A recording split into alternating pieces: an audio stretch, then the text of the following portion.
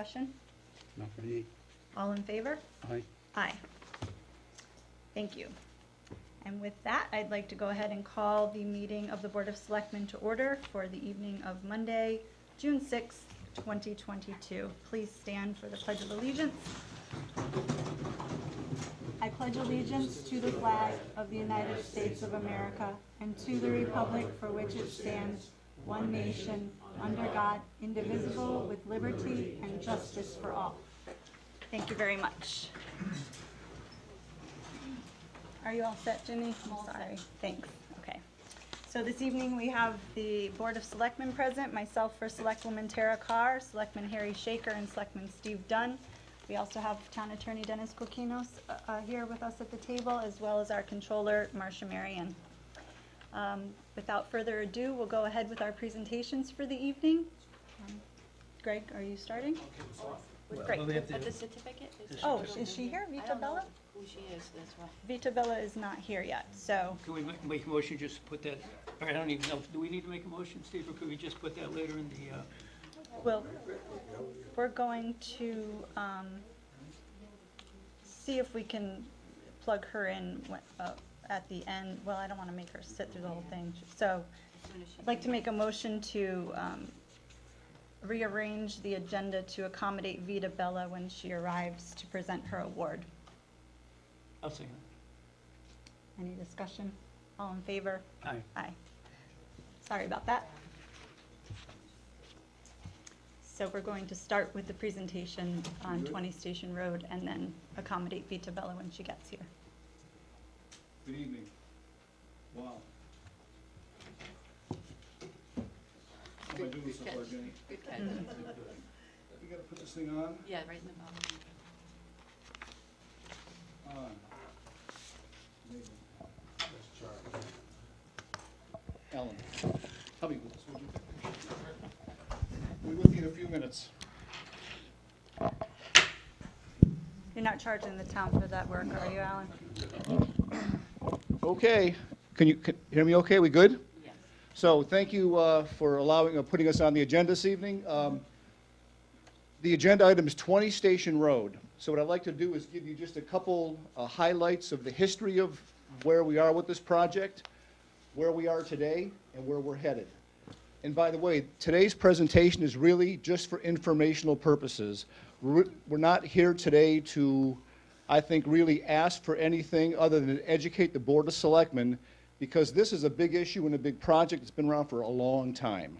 So this is really just an informational sharing presentation at this time. But I think with where we're headed, we're going to need some actions from the Board of Selectmen and probably the Board of Finance sometime down the road, maybe not too far down the road. So with that, if I can get started. Okay, just a little history. 20 Station Road, we all know where that is, right? We're in our TCD. So just a couple historical facts about that property. I'm not going to go back too far. Complaints started coming in around 2011 because of the blight situation on that property. You can see that picture, which I guess is pretty recent.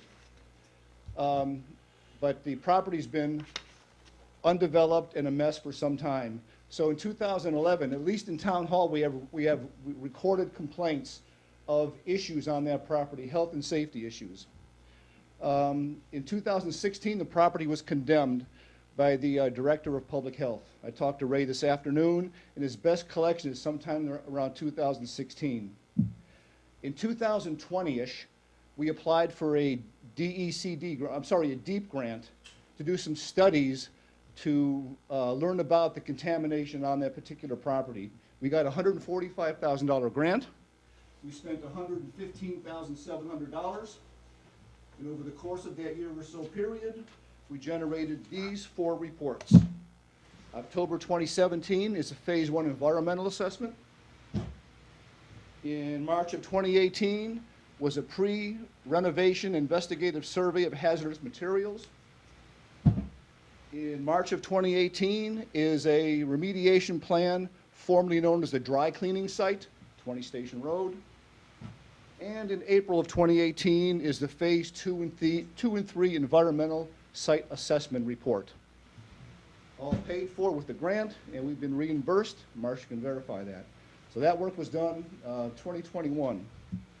The blight panel was convened in March of 2019, I believe, best I can tell. And there was a notice of probable cause on that property in December of 2019. So that's some of the history on that property from at least an environmental perspective.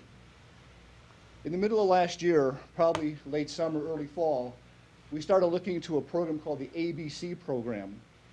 Steve asked our purchasing manager, Jules, to start evaluating that process, that program, what it would cost, what it would do, and the benefits for the town of going forward with such a program. I got involved with that with Jules, and we started preparing an RFP. And as that RFP was ready to get launched, to start that program, I gave Alan Rothman a call. I was looking for an update on Brookfield Village. And he said something to me, and my jaw almost dropped. And I think I dropped the phone when he called. He goes, "Hey, by the way, just wanted to let you know, we have an offer on 20 Station Road." And I said, "What?" So it totally caught me off guard, wasn't expecting it, because we were moving forward on our own remediation plan. So with that, he began to explain what their plans, ideas, concepts were for 20 Station. And then Alan contacted me a couple of months ago asking if he has any suggestions on firms that can use to help us advance this program and this idea. And with that, we put him in touch with folks at Ty and Bond, and we have a presentation here this evening for you, and you'll learn about what the plan is. There are other options, but this is one we think, and we've met now several times on this, from the best information we have, from the grants available, discussions with DEEP, we think this is the most practical, the least risky, the most advantageous for the town, and that's the plan you're going to be hearing tonight. Again, just to get you on board with where we are. So with that, I'm going to turn it over to Amy from Ty and Bond. I believe the presentation is ready to roll. Amy, it's all yours. Thank you, Greg. The saga of the microphone is not over. I need to come down about a foot. Thank you very much for having me tonight. My name is Amy Valancourt. I'm a licensed environmental professional with Ty and Bond, and I'm their brownfield specialist. For those who don't know what a brownfield is, it's any property where either known or perceived contamination prevents redevelopment and reuse. Typically, you think of old industrial facilities that have been abandoned, sitting there blighted, but this is another perfect example of a brownfield. It looks benign when you look at the photo and it looks like a house, but underlying the ground there's a lot of contamination. So what I tried to do was put together a simple presentation. There's only 11 slides, but I believe it'll give you a lot of food for thought and description information on how brownfields are, for a lack of a better term, attacked by municipalities. The state and EPA have both set up programs because municipalities, every municipality across the country has to deal with these type of sites. So the one we're talking about is about 2.3 acres, privately owned, but it's been abandoned, neglected, it's vacant. It was a former dry cleaner, 1960s and 1970s. And during that process of dry cleaning, they had some releases, and that resulted in soil and groundwater contamination. And as Greg pointed out, there had been some assessments done by the town, but prior to the town, the private property owner was issued a consent order by DEP, and he was required to investigate his property and was supposed to clean it up in accordance with regulations. He is now, from my understanding, a defunct property owner who has walked away. This is a very common situation, and again, why they developed this brownfield program. So the town applied and was awarded a grant from the state, our Department of Economic and Community Development, and that grant was awarded in 2017, and then they proceeded with the work. All the reports that Greg described to you were done by TRC. So a phase 1 environmental site assessment is really just a paper history of the property. The phase 2 and phase 3 site assessments are sampling the soil and groundwater. You determine what the releases are, how far they extend, and what the cost is to clean it up. So they came up with a remedial plan and cost estimates for cleanup. In 2018, they also did a hazardous building material survey in anticipation of abating and demolishing the building. And again, the thing I pointed out about the consent order issued against the property owner was 1998, and DEP has been unable to get them to do anything. So again, defunct, they walk away. A lot of times these properties are so tax delinquent. They're upside down in property value, and it's very hard to get a developer interested. You guys are very lucky. This property is also subject to the Connecticut Transfer Act. And so what that is, in 1996, DEP decided to be able to tag on to real estate deals and track those properties that generated hazardous waste, operated as an auto body, furniture stripping, or dry cleaner. And so if this property sells, changes ownership, it has to file forms, somebody with DEP within 10 days of the transfer of ownership, saying a certifying party, whoever that is responsible for investigating and cleaning up the site. Those two things, having a consent order and being subject to Connecticut Transfer Act, is almost a real hard sell. Very unlikely to get a developer. And so what the state had done was to work, not only we're going to give grants to certain municipalities and nonprofit entities to clean these sites up, we're also going to give exemptions to certain things because we want developers to be interested. And you could go ahead and forward. So let's talk about the environmental condition of this particular property, and I have a map to show you, but there are 2 areas of petroleum contamination, large areas, and they were created from drainage swales that went along the property, and they were basically releasing anything that came running off of the parking lot. And so they found petroleum impacts, and those went into the wetlands. There are 2 areas, interior and exterior of the building, where they had releases of dry cleaner solvent. Went down through the soil, went into the groundwater, not only impacted the overburdened groundwater, but got into the bedrock, which is shallow, and now it's in the bedrock aquifer. That is hard to clean up, and it's very costly. So there is also a small area of petroleum contamination from a heating oil tank that they had that also released. With the groundwater, what they discovered, TRC, in doing their previous investigations, and what it looks like by monitoring the groundwater over time, is at least in the shallow aquifer, so groundwater that's in contact with the upper line of soil, it's naturally attenuated. But in the deeper aquifer, it's not. It gets in the bedrock cracks, there's no oxygen there, no real bugs to eat it up, and so it remains deep in there. With groundwater, we talk about a technical and practicability variance. I try not to get technical in these, but there are some things that DEP says typically it's too hard to remediate, right? Even if you spend millions, you're not going to get it all, right? Deep in the bedrock aquifers. That in particular is something we would recommend for this site moving forward with cleaning up. Clean up the overburdened groundwater, but get a technical and practicability for the stuff that remains deep in the bedrock fractures. And then the hazardous building material. So what TRC found was asbestos, no surprise, floor tile, joint compound window glazing, roofing, lead paint associated with windows, doors, interior to walls, stairs, and PCBs, polychlorinated biphenyls. So those were found in the window glazing.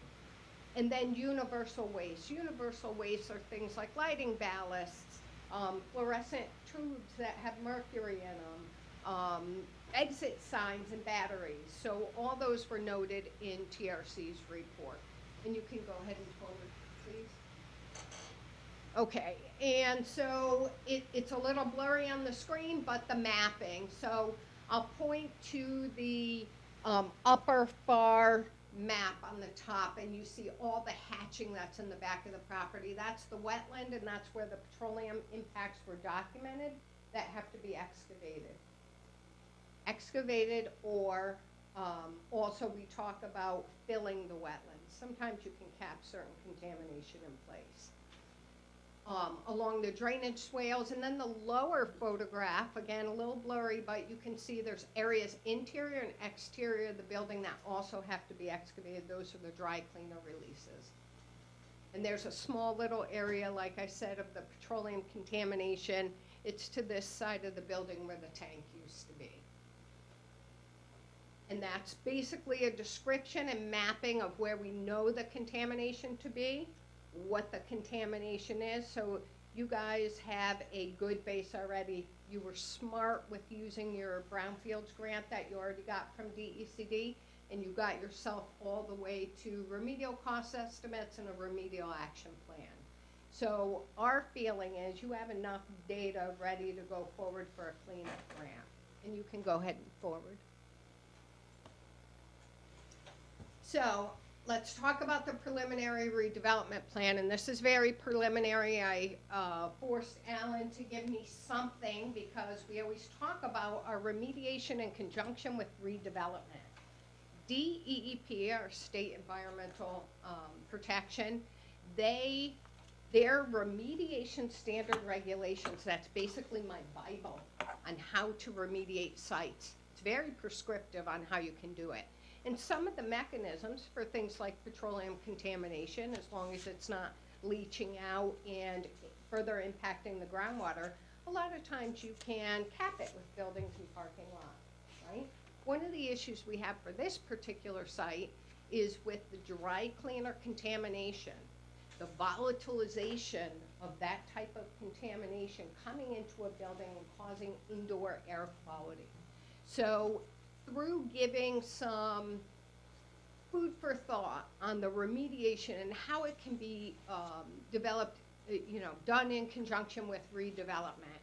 And so things you have to look at and what you would be progressing the plan with is abatement and demolition of the existing building, excavation of the impacted soils, off-site disposal, right, of a lot of the soils.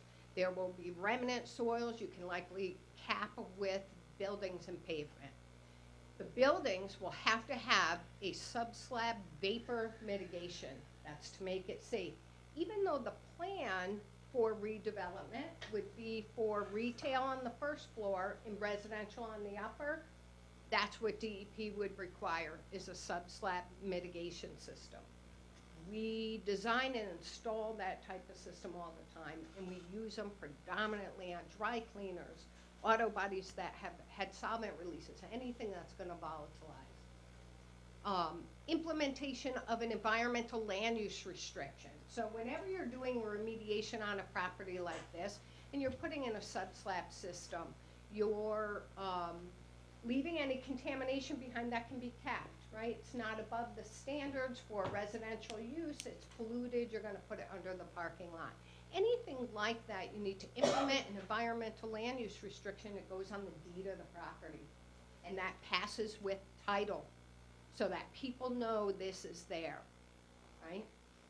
You can always get that released if you do the remediation to further get anything out. But in a site like this where you have impacts in bedrock and you're looking for a technical and practicability because you can't get down to those fractures, that's what you would need, an environmental land use restriction.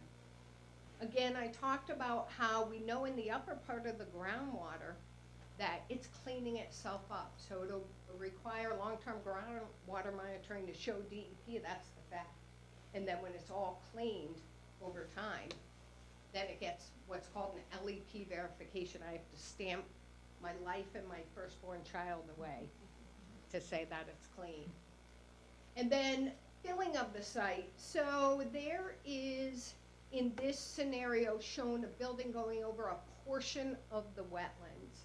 And so that would act as filling and capping. And whether that is stretched a little farther back or not will depend on the next items I'm talking about with regard to the extent of contamination in the current concentrations. So you can go forward. Okay. So what this property needs right now, and I put on future assessment, even though it's not extensive assessment, you've already gone through that, but we have a couple things new to this site. The first being you have a developer with a plan. So we want to pair that remedial action with his plan. He may be doing some work in an area that they didn't necessarily do a boring in. So you have to marry those two together. So it might be another day of drilling to determine the four corners of the building, where they're going, what's there, what's the extent of our cap.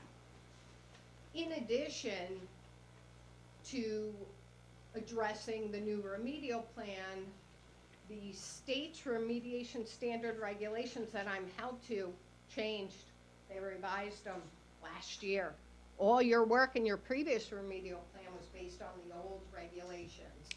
So we would look at this new regulation, new development in context with all of that.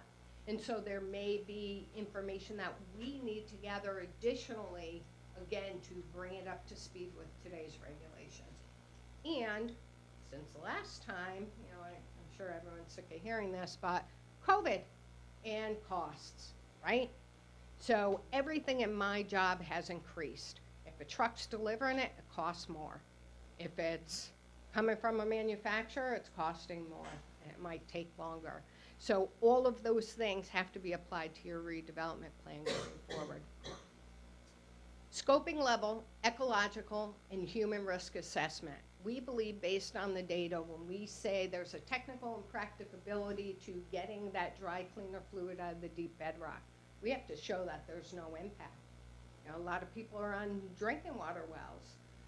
There is a wetland in the back.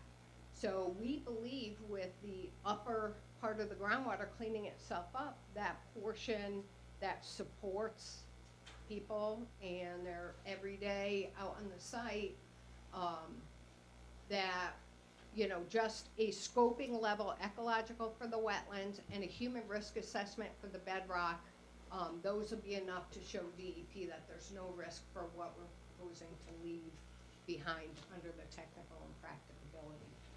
And I talked about the remedial action plan and the updated cost estimates. Also the hazardous building materials abatement and the building demolition design and the cost estimates. You need to prep that so when you do have the funding, you can just move forward with taking the building down. Another aspect of my talk, and probably the biggest component of this, is ownership. How you're getting the funding and the liability protection before anyone takes ownership, whether it's the town, a developer, whoever. When I go into municipalities, and I've been doing this for 25 years, I know I look a little young, the gray hair gives me away, but I say never take ownership unless you have a guarantee on the funding and you have a guarantee you're accepted in that liability protection. And I'll tell you all the great things that affords you. And then you conduct the cleanup in accordance with the remedial action plan, which is written in accordance with DEP regulations. So it's pretty seamless once you get to that point. And so talking about the state and federal brownfield programs, again, been doing it for a long time.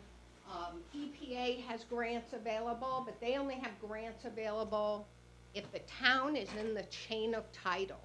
So for this particular talk, I'm going to talk about the state program, which the town can apply for. A developer cannot apply for funding from either program. But our state program, what they're allowing now, and this just happened last year, we were able to get the town to apply for the grant for a privately owned property. That hadn't happened before in all the years we've had this program. So I think that could be a solution for the town and the developer What it is putting in the application, finding out from DECD in this particular instance, will the town fund do a pass-through? The town has to apply for the grant. But if the owner or the developer owns the property, will they allow that scenario? And I think in this situation they would. So for funding, only the towns and nonprofits can apply. No private entities can apply for the funding. It's whether the town can use the funding on a privately owned property, or if DECD is going to require the town to get in that chain of title just during the grant with an agreement in place to flip it to the developer after. So I've worked on so many of these agreements between the town, between the developer, working with an attorney. There's an agreement with the state. And so all these pieces get put in place when you're writing the application. So we'll talk a little more, because I'm giving you 2 case studies that I think are very applicable to what you have going on here. So the next thing under the Brownfield programs is liability protection. And with liability protection, there are 3 programs in our state. And Greg mentioned the Abandoned Brownfields program. So that's called the ABC. And the ABC, you have to have a property abandoned for 10 years. And you get into the program, and it affords you all 3 programs from the state give you the same similar protections. The first thing is you get exemption from property transfer, the Connecticut Transfer Act. That goes away, right? So nobody has to file forms with the state saying they're a certifying party within 10 days of transferring ownership. That Connecticut Transfer Act was a hindrance to getting developers interested. So you get in this program, any of the 3 programs, and you get exemption from that Connecticut Transfer Act. The next great perk is you're protected from third-party lawsuits, right? So let's say some, developer comes in, takes a property, and a neighbor decides, I want to sue now that there's a viable entity because contamination may have, made me sick. You get protection from the third-party lawsuits under this state regulation. The other one, which is probably the biggest for developers and any entity coming in and taking a property like this, is you don't have to chase a contamination off-site. You don't have to go chase it and clean it up. You only have to clean up what's on site. And the mechanism of this is DEP started a program where they put money into a fund on these particular sites. So they can get a town and a developer interested, get a redevelopment plan. Someone gets a grant, cleans up the site, and DEP takes that fund and cleans up off-site with their own money. That's another perk of the program. There are some other small perks, but those are the main ones for the liability protection. Those are the ones that typically kill a deal for a developer or a town. So the state created these programs to meet those needs so that they can get these redeveloped and reused. So I said the ABC program. The other one is Municipal Liability Relief Program. That is for the really bad sites where the municipality has defunct owner, it's been sitting there for a long time, and they get into the chain of title to take ownership. And under this municipal liability relief, it says all you have to do as the town is be good stewards of the land. That means if you have a tank that's leaking, you have to take care of it. You have to get that tank out of the ground. But you do not have to clean up the contamination. The municipal liability relief is a holding pattern for a town of really bad sites that don't have a developer and don't have the funds to clean it up, but they had no choice but to take it over. The idea is that you'll work with DEP over time to figure out a plan, work with the state on how to get a developer, how to get funds, apply for funds. And then the last program is called, I'm sorry you guys, The Brownfield Redevelopment and Revitalization Program, they refer to it as the BRRP. That is the most conducive program for a developer, right? When a town and a developer are working together, the BRRP you get in that program for whoever's gonna take title to the site, and it expedites things through the state for this, including funding and permitting and anything else you need for your project, right? The state has a whole cast of characters waiting to help municipalities and developers on these projects. And I put in the technical assistance. So, for example, UConn has their own Brownfields program now. They're training people to do my job. I love it. And they have what's called the TAB, Technical Assistance for Brownfields, right? You have a problem, you call them, they're down here solving it for you. DECD, like I said, has a whole group of people, permitting ombudsman to help you get through your project. And then DEP, Department of Public Health, even EPA, I have projects where I call EPA and ask them for support. And they're all on target with these brownfield programs. So I'm gonna talk to you about example projects I've done quickly. Haddam, Scoville Ho. It's a DOT site. They used it as a garage, maintenance garage facility since 1940. Contaminated it. They wanted the town to take it. The town wanted it because it was very historic. Scoville Ho invented the farming hoe. Simple implement, but they changed the world in the farming practices. So it's very historic, they want it. Came to work with them. Got them 2 brownfield grants to do the assessment and figure out what's there, because I'm not gonna recommend any municipality get in until they know what's there and what they're getting.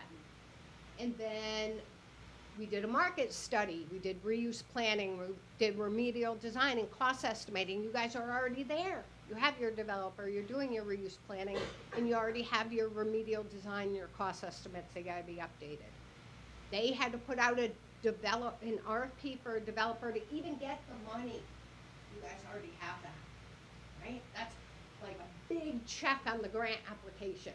They'll make you go get a developer to get the money, but you already have one. So you go right to the top of the list when you submit an application. This particular project got a $1.8 million DECD cleanup grant, and they got it this year. The town is acquiring the ownership. They entered the municipal liability relief program. They are holding on to the title for the grant period, which is 2 years, and then they are flipping it to the developer. So I work with the attorneys on both sides, for the developer and for the town. And they had written agreements in place before they ever put a shovel in the ground for the town to take ownership for a very short amount of time, implement the grant, clean it up, and flip it to a developer.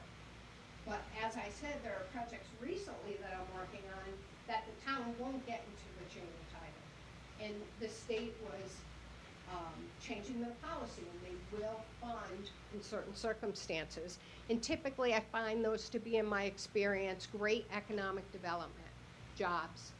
They don't so much look at public health issues, although it does play a factor. And so that's one particular project in a small town. Go, ooh, back 1, 2. One more, yep, right there. So Portland, 3 contiguous properties, bulk storage petroleum facility. This was a big deal. Abandoned 20 years, defunct. It was in an estate. They didn't even live around here. 8 brothers and sisters, didn't want to have anything to do with it. Right on the riverfront, the town wanted it. It was adjacent to a 40-acre walking park. It was adjacent to the Brownstone Discovery water park, which my nephews love. And worked with the town, got a $200,000 assessment grant. They had already had a bunch of assessments. We just had to finish up. Then applied and got them $1 million. This project is a big capping project. It's a lot of asphalt contamination. For me, it's really hard to go dig up asphalt contamination.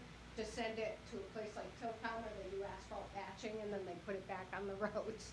So, again, DEP makes certain types of contamination, you're allowable to cap it in place, right? The cost of digging it up, shipping it off, and putting it in a landfill, this has been here since they were quarrying. This used to be the stone yard for the brownstone quarries in Portland.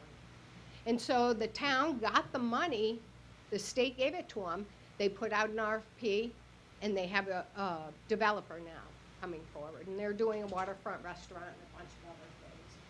And go ahead. So I look at it from your perspective. What do you have? What do you have to do to move forward with this? So the town's working with a developer. We already know that. That's great. They look for private-public partnership, and they want to know the deal's going to go forward. Now, you know, Brookfield Village is already a proven redevelopment project in the town. Very successful. I tried to go there for dinner tonight. And, you know, I usually don't come forward and promote a project unless I think it's a winner. The state, the guy who used to run the state once called me the Babe Ruth of brownfields, because I'm not going to just throw projects out there and see what sticks. I'm only going to spend my time working on a project that I think will get the money. So I think this project is one of those projects. You guys have done a really good job putting the pieces in place. When you look at the checklist, and I brought you 2 copies of example grants that I did, one for a dry cleaner and one for a remediation project. And I'll hand those to you before I go. So again, apply for the brownfield funding. It's only eligible to the town, but work it out with DECD, meeting before you apply, and they haven't announced the grant yet, but July, August is what they're saying. They'll have a round of cleanup grants. That's what I'm promoting for you guys. Have a conversation with DECD, bring them on board, share the presentation. See if they're amenable to funding the project, giving the grant to the town to oversee and be a pass-through for the developer who will own the property, right?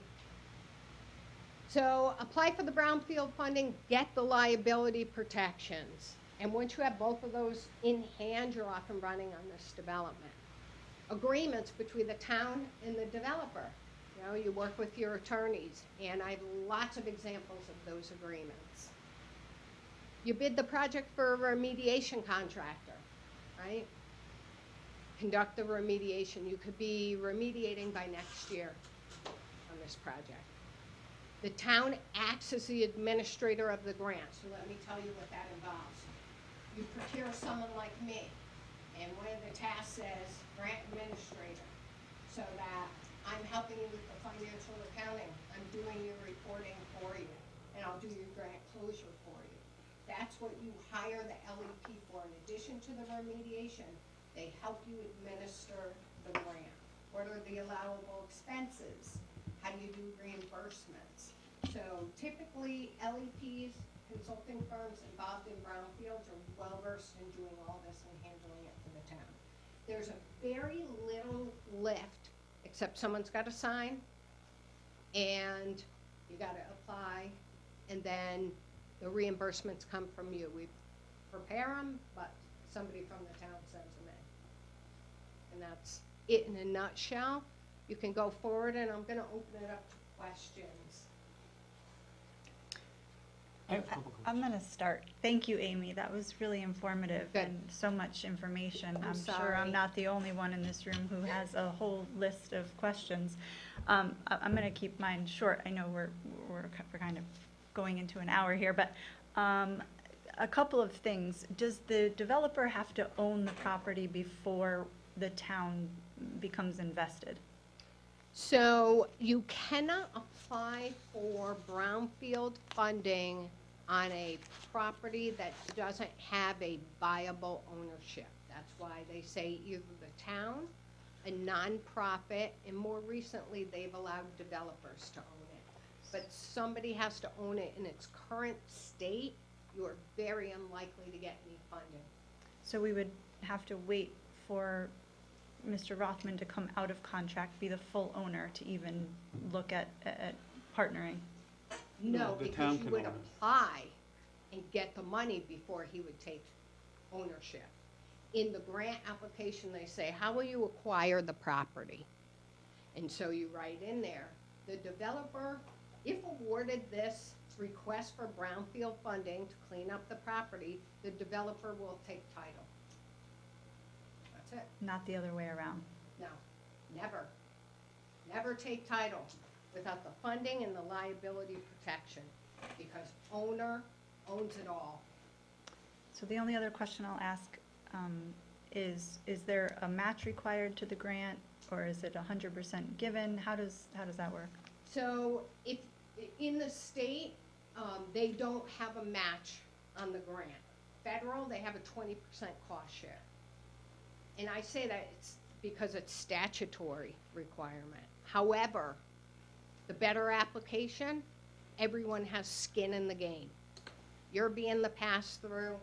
He's putting up his money for the development. You guys had already gone through getting a grant, spending that money, and if you have delinquent taxes, that also goes towards your cost share. Well, I shouldn't say cost share, as your skin in the game, right? So DECD will typically say, what's the full contribution of everybody in this project? And DECD has already given you one grant. That's in your column under DECD. Town will be anything you put in there. And I have gone back with municipalities and said, okay, well, we plow every storm, cost us $50,000 in plowing. We've had 20 emergency calls. We had a fire. We had to board it up. By the way, I drove by tonight and it's all boarded up. Whatever you put in is your skin in the game for this project. Again, delinquent taxes, any money, in-kind services you have put out to get this project to even where it is today, that's your contribution. And then Alan's would be his construction. He has a proposed cost on his construction. DECD says, how much, if we give you X amount of dollars, how much are you leveraging? And Alan's is the leveraged money on your project. I have a couple alibis after hearing that. If the program isn't announced till July or August, what is the anticipated timeline for our participation? So my first request would be that you participate in a call with me and DECD to make sure they would fund a privately owned project. And then you write the grant application. You typically hear within a couple months, 2 months. And once they award the money, you're able to spend it. So from the date of the letter or Governor Ned Lamont's announcement, you get those news briefings. From that day that you get awarded, you could start spending your grant. So aside from this as an option, partnering with a developer, what are the other options for Brookfield on 20 Station Road? There are almost none. Even if you went back to try to, and again, I'm assuming the owner is not a viable entity. To this point, you haven't been able to bring him to the table. DEP has had a consent order since 1998. They haven't been able to bring him to the table. So, But they have been paying their taxes on the property. so is there legal action? Can you work with DEP on legal action against it? I am not an attorney in that respect. I have participated in some sites where we have gone to the general attorney and we have gotten additional orders issued against them. Gone through Secretary of State, find out who the other owners are, whatever we can do. But I assume because it's been vacant so long and in this condition, you've exhausted any thought of being able to bring them to the table. Can I have one thing real quick? I think there's $68,000 or $86,000 in blight Fines. fees in arrears. Right. So What kind of fees does a firm like yours charge for this work? It's hard to even bring that up, right? It's hard for me to think about it when we're at the preliminary stages of this, getting involved. I met Greg at a cost seminar. Alan called me a couple weeks ago. Here I am. So that's a loaded question for me right now. You saw some of the numbers I gave out for some of my other sites. You know, we apply for the money. If DECD gives it to us, it's my name. I signed. I'm that person, so I have to live by those cost estimates. Well, but for these other two projects, what kind of fees did you charge for them? So if we got $1 million for the grant, our oversight was probably $200,000. Okay. Yeah, for all the documents, the sign off, my stamp, Right. yeah, Well, it's a lot of work. It is. It's an incredible amount of it work. is. We had been talking about this in the past on 20 Station Road, and we've been pushing this forward, did the remediation studies, takes forever, got the grant to do that. Our thinking was, we still need more parking in our downtown Yep, as it continues to be developed. And one of the things you can do is cap this property with a Yes. parking lot, Yep. right? And that seemed like a good way to go. So my question is to Alan, what would Brookfield Village do for the town besides take the building down? Are you willing to give us some parking? Are you willing to work with us? I know you've been a very, very good and cooperative and helpful and great developer in town, but this is a win-win for everybody, but I'd like it to be a little more of a win for the town. So that drawing did show a fair amount of parking on the side closest to the car wash. Okay, so then that would be available for municipal parking? Yeah, it would be a shared kind of thing, but yes, And you put that in writing? yes. Okay. With EV chargers. I have a EV pre- chargers, I have so a I'm pre- happy to do a that. procedural question. When it comes time, because of the amount of contaminants on site, and it comes time to actually take the building down, is it encapsulated? What is the protection for the area during that demolition? do you mean like, The actual physical building itself, can Okay. that just be taken down without any type of, obviously there's gonna be dust particles, there can be stuff. so the abatement's gotta occur first, right? So unless it was structurally unsound where someone couldn't enter the building, but when I drove by today, I mean, it may look ugly, but it doesn't look like it's imminent collapse.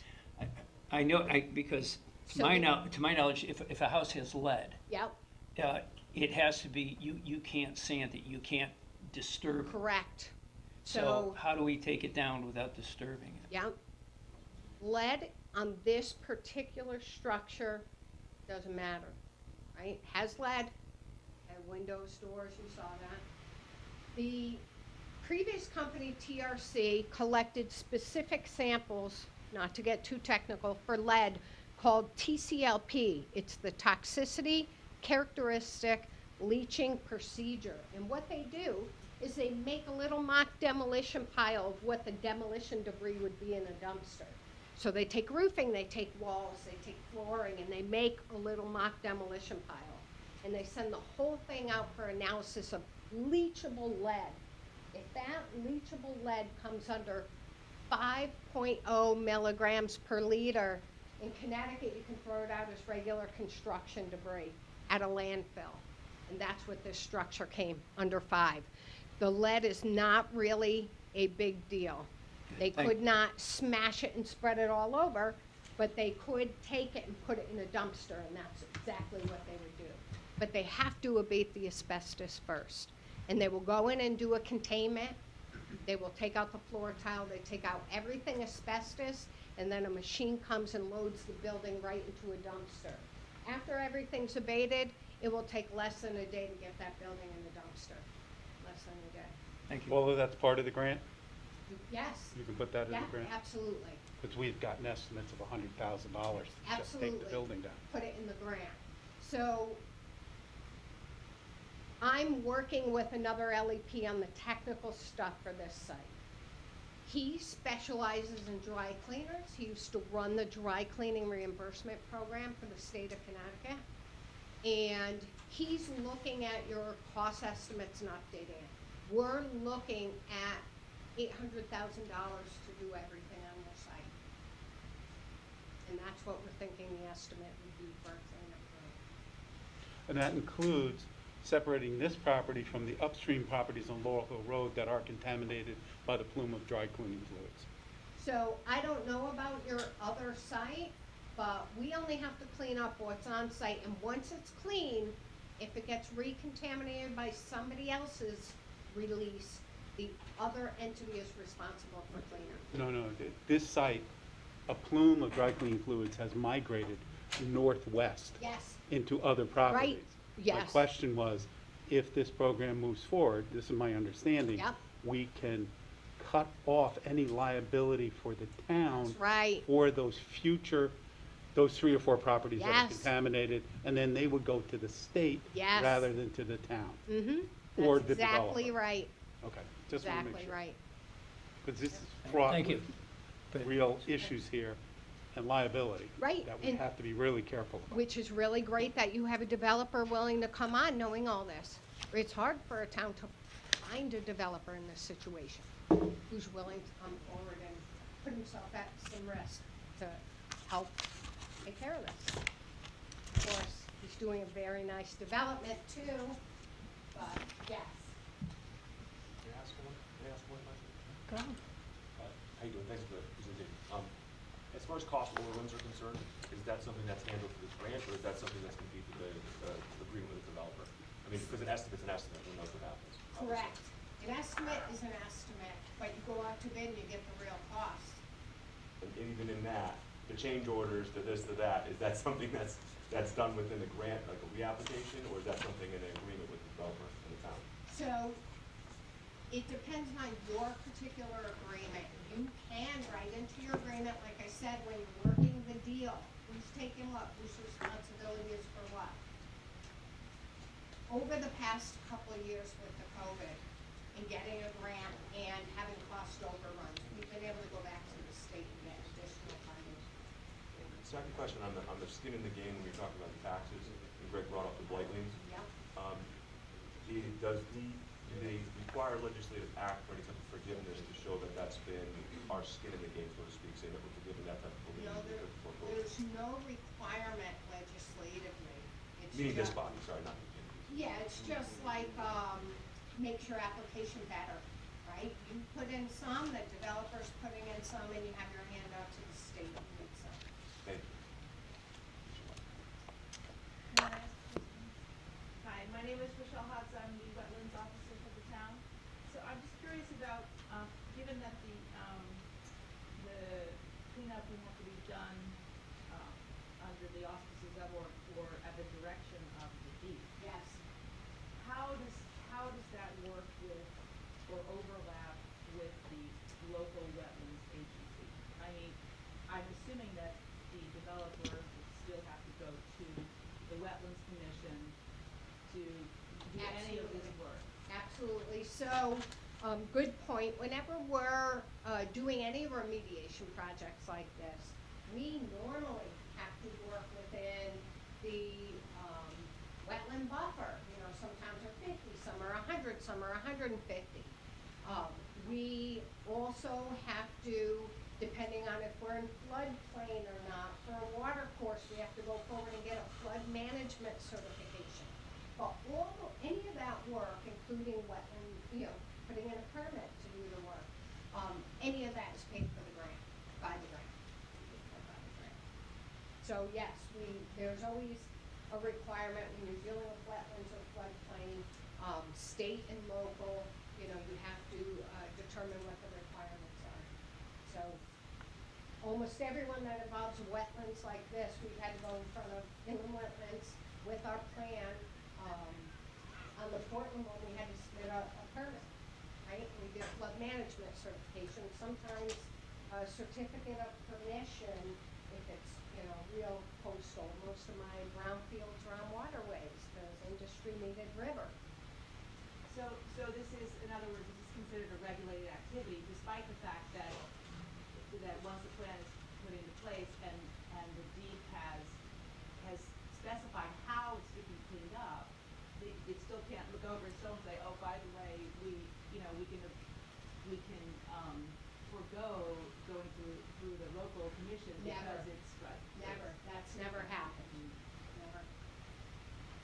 Okay, well, this has been really helpful and Good. a lot of really good information. I would recommend that we wait until the grant is announced before the town commits to anything. Obviously, we still have a lot of kind of homework to do and Copies, and what I did here is one cleanup grant and one dry cleaner grant. So you can see. thank you. Thank you very much. You're welcome. Do you need make copies to have? Sure. This is gonna get very involved. Yeah. All right, thank you again for your time, and nice to meet you. So, now that you've learned everything there is to know about remediation of a contaminated site, Vita Bella, I would like to call you forward, if you don't mind. Moving on to our next agenda item. Back in March, and to the town of Brookfield, I'd like to introduce Vita Bella Malachi. She's a local resident and high school student at Brookfield High School. No, I'm sorry, what grade are you in, Vita? You're in 7th, I'm sorry. Vita Bella is, she was a huge help for the Ukraine gathering that we had back in March. So I would just like to recognize you on behalf of the town, Vita Bella, for all that you've done to help us do that. I'm going to go ahead and read this out loud, okay? So, yep, let me just read this for you. But this is a certificate of recognition in honor of Vita Bella Malachi. On 26th of March, 2022, the Brookfield community gathered to show our unity and support for the Ukraine. In recognition and appreciation of an exemplar resident of the town of Brookfield, Vita Bella stood out among the fray and selflessly committed her personal time, energy, and compassion to helping organize and carry out the town unity gathering in support of the suffering people of Ukraine. Her generous efforts contributed to a total of $1,052 raised and used towards shipping cost of supplies sent to the Ukrainian nation home out of Hartford, Connecticut. Vita Bella's concern and empathy for the Ukrainian nation and its people is very heartwarming. On behalf of the Board of Selectmen, thank you, Vita Bella. Congratulations, and thank you so much. I stuck with Vita Bella, and I appreciate all that you do for your town. Thank you. Thank you very much. You should be very proud, Mom. Oh, we'll grab a photo real quick? Sorry. Thank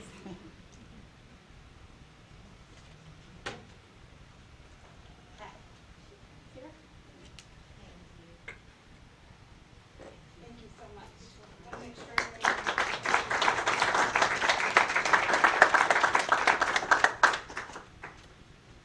I'm sorry to have made you wait through that presentation, but you're free to leave as you'd like, yeah. Good to see you guys again. And moving right along for our monthly agenda items, I'd like to announce that the state of what I'm calling the state of the town is prepared, and after this evening, it will be posted to our website. I've written the prologue, and I'm going to read that this evening. The entire document is 34 consolidated pages. There were over 40 boards, commissions, and departments that contributed to submissions for this document. And I'd like to personally thank everybody who submitted a submission, and especially Leslie, who also helps with the monthly spotlight. She was instrumental in helping with some minor edits and changing some happy to glads and getting it shored up so that it is what it is now. Leslie's also a member of our food pantry, and she's just a stellar volunteer across town, and she helps out monthly. So I thank her very much for helping me with this. But the prologue reads, "Dear Brookfield taxpayers, by working together, the volunteer town boards and commissions, town employees, and Brookfield residents have continued to meet the challenges we've been experiencing over the past 2 years. While we can't boast that all is well for each individual resident, we can be proud that the town overall is quite well. The adoption of a sound, equitable, and uncontested budget, the completion of a water line, the implementation of ARPA programs, acquiring a new town-wide communication system, and the near completion of the new elementary school construction project are just a few examples of Brookfield united and moving forward. We have a lot of tough decisions and work in front of us. There is no doubt in my mind that by working together, we can meet the challenges ahead to make Brookfield better yet. We can thank our department heads and board, commission chairmen, all working diligently to keep Brookfield wonderful. Our volunteers remain numerous, dedicated, and invaluable. We saw the will of our stalwart volunteers throughout COVID at the vaccine clinic. We saw the loyal work of our EMS, firefighters, and police as they procured and distributed PPE and self-test kits. We saw and continue to see the devotion of our food pantry, Brookfield Cares, and so many volunteers. Thank you will never suffice. The people of Brookfield never fail to come together to work for the good of the community. And it is that coming together, that unfaltering spirit of its people, that makes Brookfield the special community that it is. Below, you'll see what I'm calling our state of the town, an unabridged version of what each of the town functional leads are planning, accomplishing, and focused on with the funds we provide through our tax dollars. Not all of this may be useful to you, but hopefully you will find areas that pique your interest and answer questions as to what's going on in a particular part of our municipal government. The state of the town is broken down by section and, for the most part, is the functional lead's own words. The goal is to inform you of where we have been as a municipality, where we are going, and what it will take to get there. If a board or commission or department is not listed in this document, they simply did not submit a report. This document is for information only and is a snapshot in time. It is not intended to answer all of your questions, nor is it intended to be an enduring document as the environment changes. Even over the course of preparing this document, some of the people, employees, elected, appointed, etc., economic conditions and other social factors have impacted our lives and may have rendered portions of this obsolete already. I hope that you can appreciate the incredible amount of work that goes on in Town Hall and across town as we endeavor to make Brookfield the best place to live in Connecticut. And that's the end of my prologue, but I did want to share that back in the 1930s, the annual report looked something like this. From 1788 to 1988, they did a 200-year document, and it was bound and looked something like this. And all these documents are amazing, and Andrea has a lot of these in her office. And then in the 90s, there was an annual report that was published pretty much every year, and it looked like this. There was a look back that had been done, which is a totally different take on all of it with a lot of photos. But the point being that there really hasn't been any kind of annual report that's been done. I know that in 2018, there was a letter by the previous administration that just touched on a couple different areas of town. But to my knowledge, there hasn't really been anything substantial. So I decided coming in that it was time to kind of give us a refresh and a snapshot of where we are across town. So again, this will be published on the website, and if anybody would like a hard copy, I'm sure we can print you one here at Town Hall. The next item is our coffee with the community. For this month in June, it will be on the 25th at Panera. Last month's ended up being canceled. Selectman Shaker was away and Selectman Dunn was unavailable. The farmer's market will be reopening on the 17th, so it's a great time of year to get outside and buy some fresh produce, and as well as be outside for our concerts in the park, which will also be starting on the 17th. June is also dog licensing month, so if you know anybody who has a pet that needs to be licensed.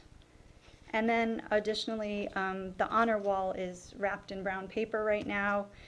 It's a shadow box that will be displaying those who are currently serving and some veterans from across town. So we're aiming for July for an unveiling for that. The date will be determined. Moving on to item Bravo, there's no correspondence to the Board of Excuse me, I think there might be a mistake, because I received a letter from every member of the Board of Finance on the 20th of May discussing an issue with the town attorney, and Point that of order, doesn't point seem... of order. That was not discussing me. Thank you. I'm sorry? That was not discussing an issue with the town attorney. My point is, we received a letter from the Board of Finance, signed by every member of the Board of Finance, yet it isn't in our correspondence. Why is that? Here's the letter. And I think it should be included. Well, to that point, there was also an email from Howard Lasser at 4 o'clock this afternoon that wasn't included, so But the you can emails... include that next month, right? you say you got it a little late. Do This was, emails to the Board of Selectmen get included in every correspondence? Because I've surely emailed you as a member of the Board of Selectmen several times, and that hasn't been included at all. that's not the point. The point is, a letter was addressed to the Board of Selectmen, and it should be in under our correspondence, I think. It's very important that letters like this be included in the official record, particularly one of this importance. So I would make a motion that we include this letter, and in the future, every other letter written to the Board of Selectmen specifically in the correspondence. It's usually only 4 or 5 letters at most every month, but that gives a full record and a history of what's going on in the town, what people are concerned about. Did you ask me to include that as correspondence? No, because it says correspondence addressed to the Board of Selectmen. I would assume it would automatically be there. If I didn't receive this, how would I request that it be included? Well, I don't know, Right. because you don't communicate with me, Steve, so. We're not allowed to speak. That would provide a quorum of the Board of Selectmen. We've had this discussion before, just like when I was first selectman, Harry and I could speak only at Board of Selectmen meetings, because 2 out of 3 members presents a quorum. That means you're having a Board of Selectmen meeting. That means you have to announce 24 hours ahead of time that you're going to get together and have a meeting and discuss things. So the reason I am not communicating with you is because it's illegal. Is I it illegal cannot to ask do it. Ginny to include it as a member of the Board of Selectmen? May I just interject? So if there's going to be discussions about substantive issues and there is a quorum, then yes, you should not be doing it. Right. Requesting that something be part of a packet is not something that would be considered to be a meeting. I would agree with you. Okay. I would So agree I with think you. that's just getting to the point. Yeah. Is what you're trying to say. I think what's happening is you would like it to be involved and included.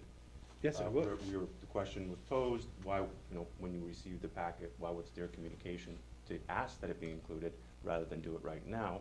And I think the point is that you or anybody else on the board can ask for something to be part of a packet, and that's not going to be considered an illegal meeting. My concern there is, what if something is not sent to Harry and I, and we're not aware of it, to ask that it be included? The point is, all correspondence sent to the Board of Selectmen on behalf of residents should be included automatically. We shouldn't have to request that a specific document be included. That doesn't make any sense, because some of it I might not have received, right? Or Harry might not have received, or you might not have received. If it's addressed to the Board of Selectmen, I think it should just be included in the package. I think that's pretty straightforward, especially a letter this important. This isn't, I'd like to get every dog license in town, and what are we gonna do about that? May I ask for that? So I'm confused. The BOS at brookfieldct.gov goes to all Board of Selectmen, correct? Yeah. Okay, that letter was sent on May 20th, 2022 to the BOS at brookfieldct. I'm not saying that I didn't receive it. I did receive it. I have Okay. it. What I'm saying is it was not included in the package for the Board of Selectmen meeting. I misunderstood. I thought you said that you may not have received it or saw it. So Or somebody I misconstrued. that might Possible. have it. That's fine. I just In wanted to this make sure. specific case, this letter was received by the Board of Selectmen, and it was not included in our correspondence. I find that very concerning, and I think that all correspondence that's addressed to the Board of Selectmen should be included in the package, so that residents can go through the package and look at it and see if it's important or not, right? See if they have any comments or concerns about it. That's my point.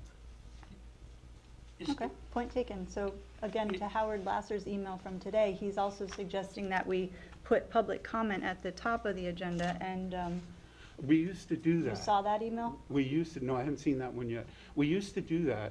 The reason that we stopped doing that, and I don't have a problem with doing it again, is we had a group of people who were very anti-5G, and they were coming and making public comment for an hour and a half at the beginning of the meeting.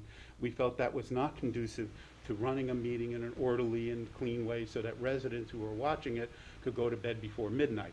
So we changed public comment to the end of the meeting. So those people can come and they can talk for an hour and a half, but we don't have to absorb every resident in town who wasn't interested in it. If you want to move back to public comment at the beginning, I'm fine with that. I'm absolutely fine with that. Can I ask a question to all three of you? Is there a reason why, because the letter was addressed to the Board of Ed, that we can't just acknowledge it and put it in with our No, it's correspondence? pleasure of the board. It's pleasure of the board. Yeah, yeah. I just want to make sure that in the future we get everything that's addressed to us. So every email that comes in, you want as part listed as correspondence? That's addressed to the Board of Selectmen, yes. That's what we've always done in the past. Every email that's come into the Board of Selectmen in the past has been part of correspondence on the agenda. As far as I know, Jenny, is that correct, or no? Yeah, I try to get most things that I can find, yes. Yeah. I'm not not really aware of that one. Okay. Thank you. Anything else? Okay. On that Steve. note. Okay, Marcia, over to you for our financial update.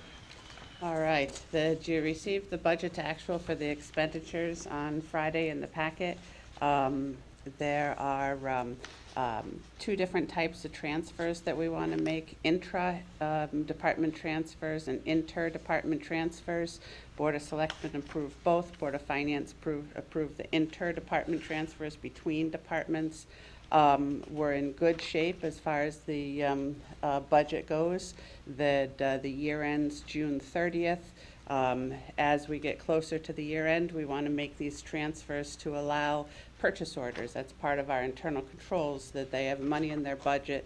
They can't do a purchase order until they've got that money in the budget. So just summarizing the transfers, the inter-department transfers, they're minor amounts within departments. The two bigger amounts, the police have a bigger amount. They're putting in a substantial amount of overtime with the school security right now. And so they've asked money to come from other lines in their budget and move it to overtime.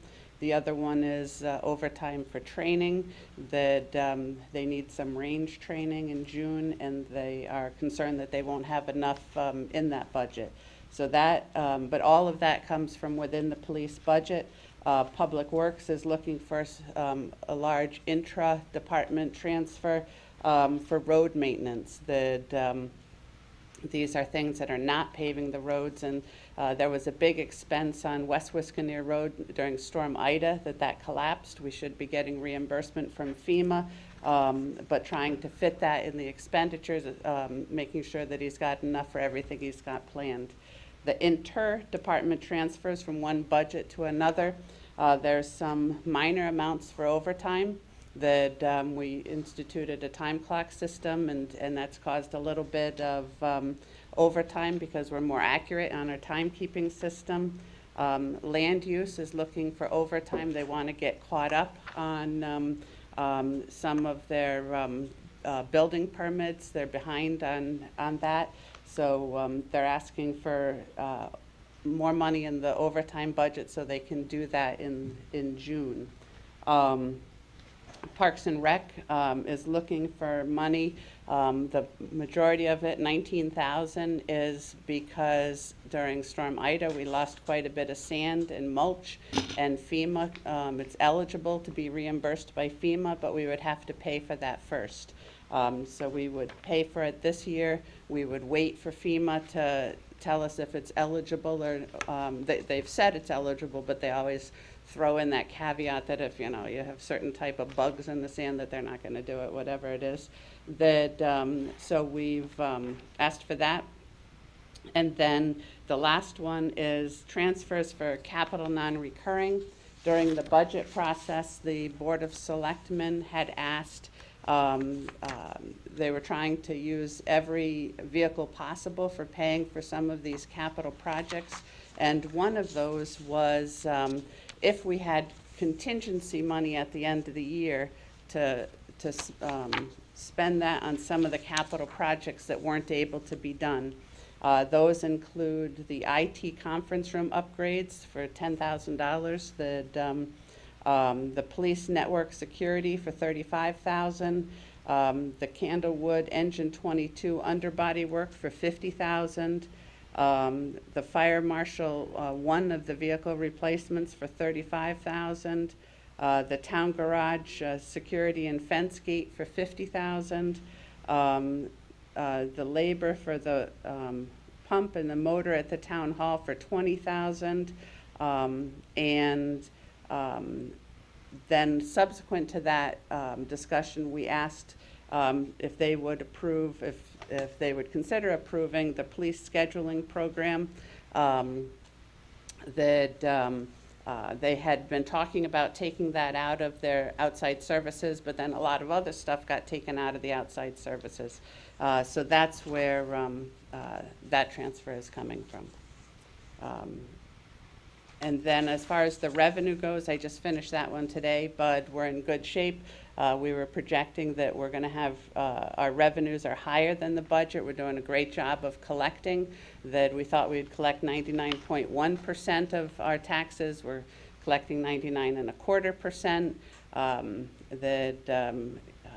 Kevin, our deputy controller, was great on filling out the FEMA forms and got us $225,000 there. Those are the biggest variances on why we have more revenue than we thought. We've been projecting it every month, and this month we're about $30,000 different than what we had projected last month. So there's no surprises or concerns there. Any questions?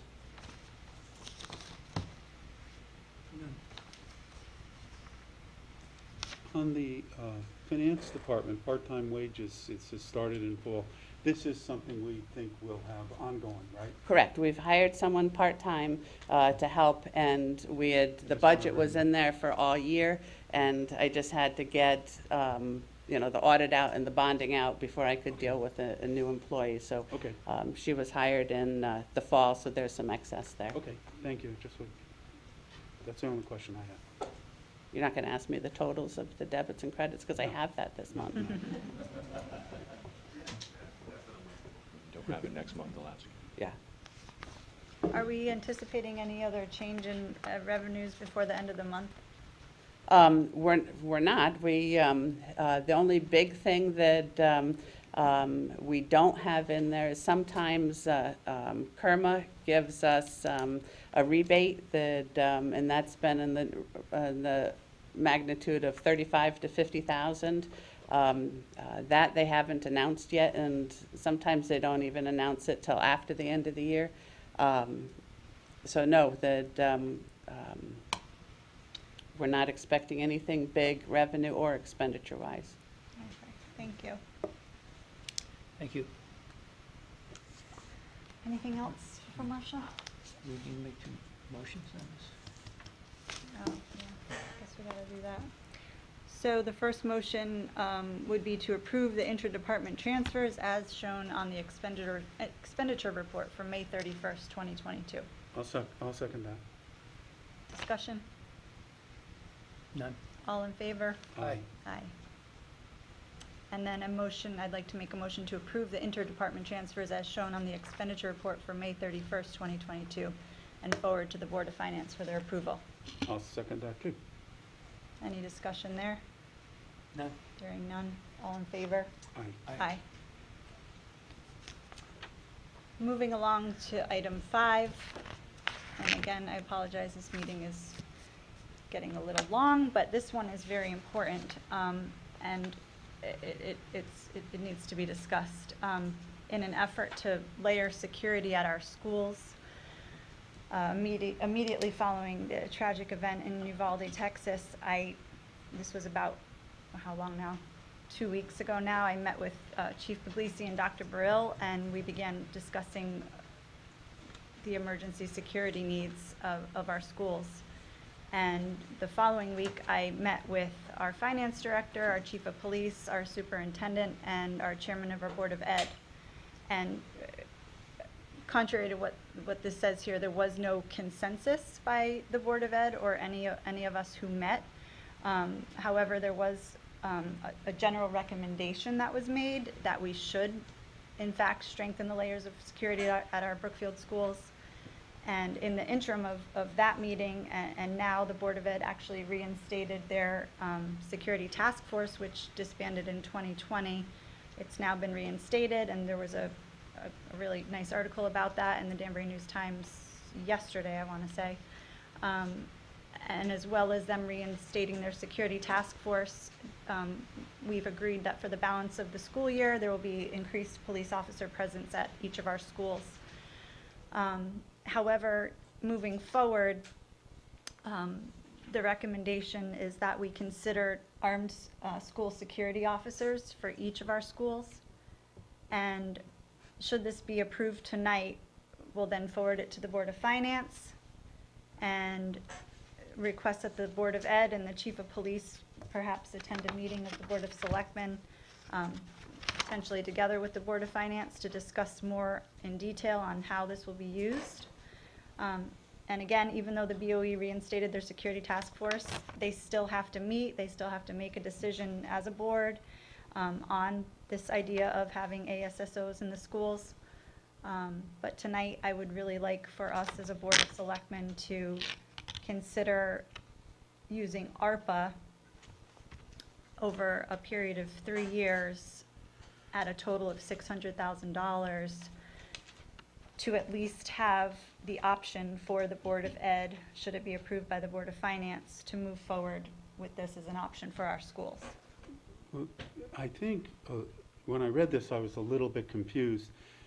The chairman of the Board of Ed is here tonight, but the... No, Vice Chair. I'm not asking you to speak, I'm just saying. No, it's, It's Bob. that, she's not the Oh, you're not the chair, I'm sorry, you were the chair, I apologize. You're very lucky. So, if I understand correctly, we're trying to approve the expenditure of money that hasn't been requested by the Board of Ed yet. Is that right? We're going to earmark it and hold it in the case it should get approved. There's a sense of urgency here because we have no plan in place aside from this security task force that was reinstated, which I'm not even sure what the overarching goal of that task force is, but also to try to, solicit for these jobs, perform background checks, interviews, et cetera, go through the process of hiring before the start of the next school year. All of that is going to take some time. It will, but that's the school board's job to do, not this board's. And I'm afraid we're mixing here a little bit, funding for the schools that they haven't asked for yet. Now, I agree, we need to keep our kids safe. I have no problem with that, and whatever we need to spend, we should spend. But we're kind of, as I said before, putting the cart before the horse. We're allocating money for something that hasn't even been requested yet. We do have significant funds left in ARPA. I would think before we spend it on anything else, we would say, hey, wait a minute, we still have the school thing, so let's think about that. But I don't think we should be making a motion tonight to earmark funds for something that hasn't been requested. It's just a question of procedure and policy. You go from the Board of Ed to the Board of Selectmen to the Board of Finance.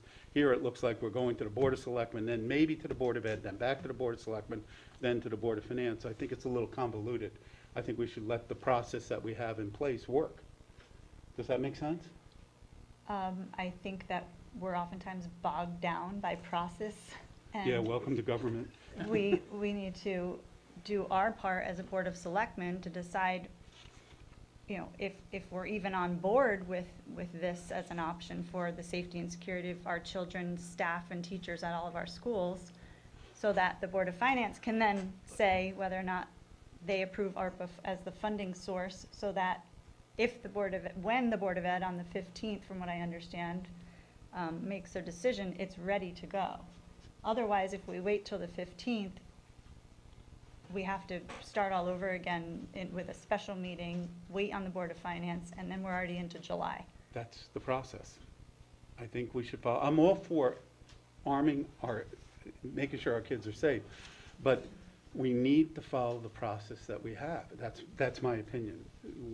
The need for additional resources, I do not question. I would approve it 100%. What I'm talking about is a process here. It's not the right process. And if we have to have a special meeting, I would say let the security task force put together what they want, run some numbers, get some idea of what it is they need. If they need 2 more officers, what that's going to cost, all the benefits, everything, and then go back to the Board of Selectmen and the Board of Finance. And I'm sure the Board of Finance would meet and have a special meeting too. If we need to do it quickly so that we have people in place at the start of the school year, I'm sure they would do that. They've always done it before. I don't think they would not do it this time. Does that make any sense? Well, yeah, Yeah. Sorry, just not to do your job, but this is not a back and forth conversation between the board and the public. I'm sorry, it's a conversation with the Board of Selectmen.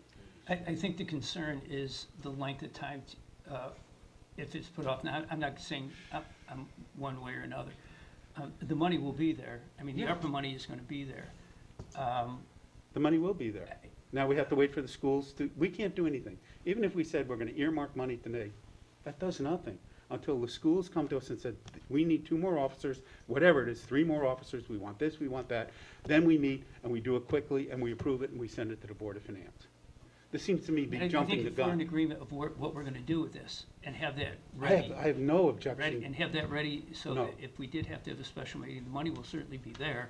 The money's there with the now, ARPA. right? We have ARPA money there And now. if we could coordinate with the Board of Finance to expedite as quickly as possible. Right, I just think we should go And again, through, only for the sense of, there is a normal process the town is required to go through. In this case, the Board of Ed may need additional funds. I'm sure they will, right? They need to meet, they need to have the security task force put together, and then send us the request. We're all in favor of this, right? Then we follow the process. Who If are they you come to us on the asking? Who are you 16th, we can have a asking? meeting on the 17th. Who are Right. you asking who's in favor of what? I'm sorry? You're saying we're all in favor of this. Who are you asking? What are you asking? Anybody in general. Well, they're not supposed to comment while you're Yeah. talking, so, So well, I think, let's say Steve, the I Board think of that- Selectmen, we all are in favor of this, right? well, that's why we're having this conversation, Steve. Do What we I'm wanna saying be though is you bogged down in the cannot earmark process? money ahead of time when it hasn't been requested. You shouldn't do that. You should follow the process. The $96,000 additional for the Wisconsin school walls, which was over a year ago, wasn't funneled back through the Board of Ed. It was part of a process to get to the money that the Yeah, Board of but- Selectmen approved. It went to the Board of Finance. The school And now we're buildings are the moving forward town's with the Board of Ed's responsibility to project. maintain. And the safety and security of our children and staff and teachers is as well. Right, but the Board of Ed doesn't get involved in that process of building that school wall. So The you're not town in does. favor of allocating the ARPA money funds for the ASSOs tonight? I am in favor of doing it, yeah, but I am not in favor of going around the rules and earmarking money tonight. Yeah. This is too premature. Let the What's Board of premature Ed, about it? because the Board of Ed has not asked for any funding yet. Have they? No, but I Then why I are would we like to call earmarking for money? the money for the They may be schools. able to find the money in their own budget. We don't know Where are yet. they gonna find We don't know. They haven't $600,000? told us yet. We don't know. We simply don't know.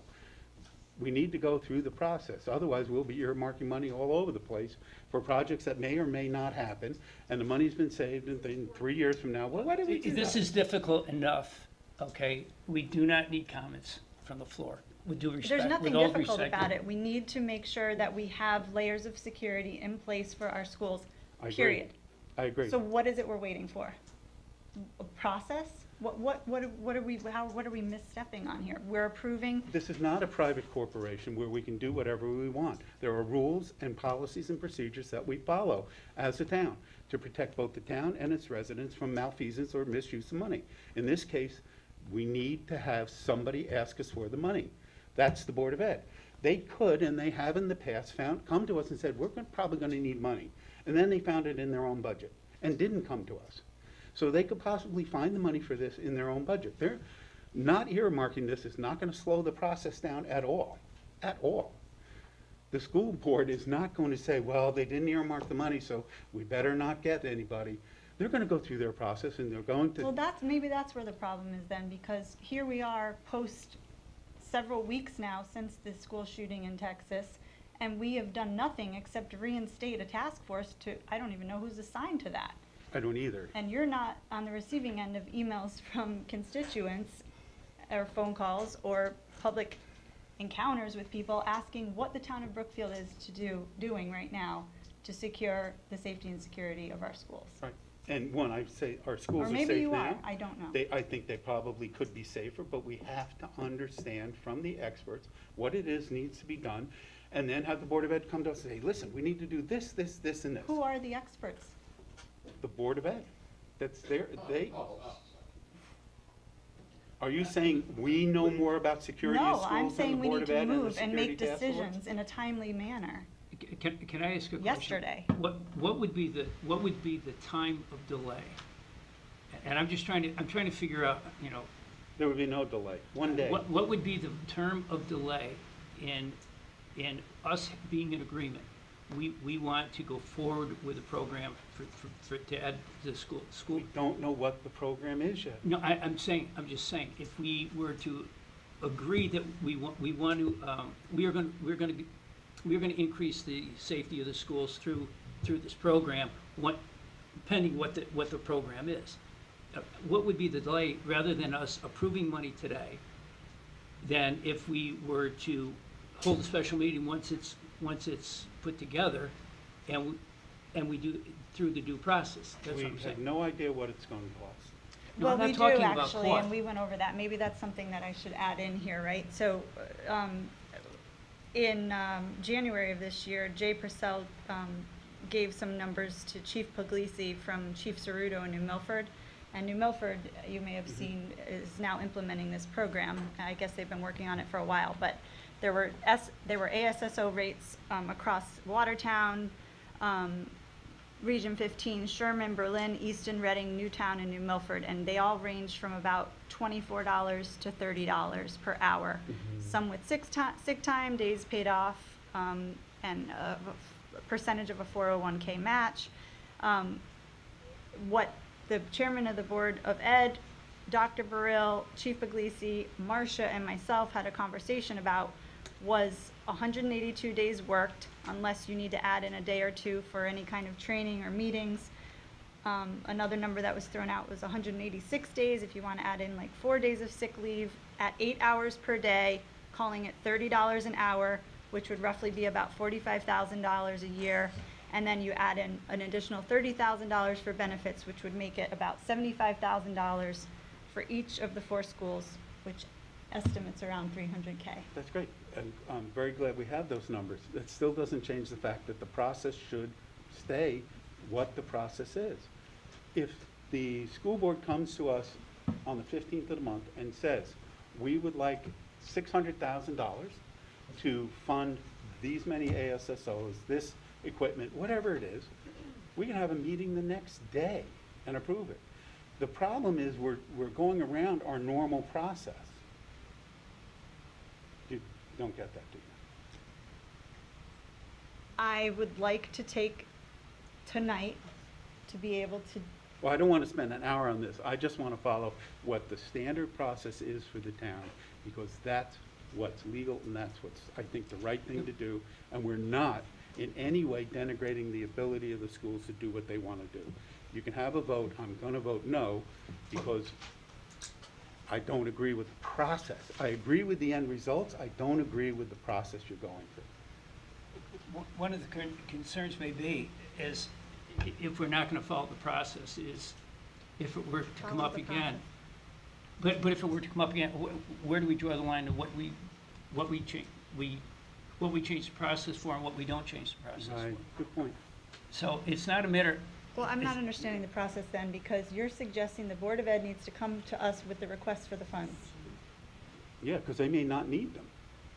But We there's don't been know whether they need them or numerous, not. countless examples in the past where other boards haven't come to us before we proposed earmarking money or committing funds to doing something before proposing it to the Board of Finance. I'm not aware of that. And in this case, you know, you can say there's numerous, I don't know of those, right? In the past, we've always followed the process. The Board of Ed, and remember, the Board of Ed is different than town departments. The Board of Ed is a separate entity, and to fund them, they need to make a request to the town. The town then makes a consideration. The Board of Selectmen says yes. Then if it's yes, it goes to the Board of Finance. The Board of Finance makes a decision. Okay. They decide where the funding is going to come from, and then, My because point they're going to is, have to do that anyway. my point is if it's X amount of dollars was approved today, if we approved X amount of dollars today, nothing's going to happen until the Board of Ed does their process. And then, and if it's a matter of a day, or two, with all due respect, let's follow the process. If it's not going to delay anything other than Then a you day or agree so. with me. It's just a matter of, my concern is down the road, how do we differentiate for when we do this and when we don't do this? That's a very good point, Harry. It's a very good point. Well, down the road, hopefully we won't have to be deliberating about the safety and security of our children because they'll already be protected. So now you guys want to wait until the 15th unless the Board of Ed has some kind of a special meeting between now and then. In which case, we then have to have another special meeting, and then the Board of Finance will have to have another special meeting before July, all because of process. Yeah, that's basically it. And that protects our residents from us allocating money in a minute for something that some people don't agree with. Let's say this was new Cadillacs for all the Board of Selectmen, right, Escalades. I'd like a white one, right? So if we're earmarking it tonight, or saying that this, we agree hypothetically that this ARPA funding is Yeah, going no to the problem. ASSOs, Yeah, it's just, but then the Board of Ed comes back and says, no, we decided we don't want ASSOs, there's no harm, no foul, then we repeal it. yeah, but we didn't I guess I'm not getting, we didn't follow the process. And it's important in a town to follow the process. That's my opinion. Couple issues that I can bring up. Obviously, this is ARPA funds, so this is not something that historically this municipality can look to a specific issue or event that's occurred with ARPA, okay? Number two, if it's contingent upon, there was some back and forth about them maybe not needing it. If the motion is contingent upon the Board of Education requesting it, then I think that alleviates that issue, because if they don't need it, they're not gonna request it, and therefore the vote would fail, right? So it wouldn't be necessary. You know, a delay's concern is up to the board to determine. That's a policy decision of which I will not, enter into. There's obviously delays in government all the time. So just bring up those two issues, which I've heard.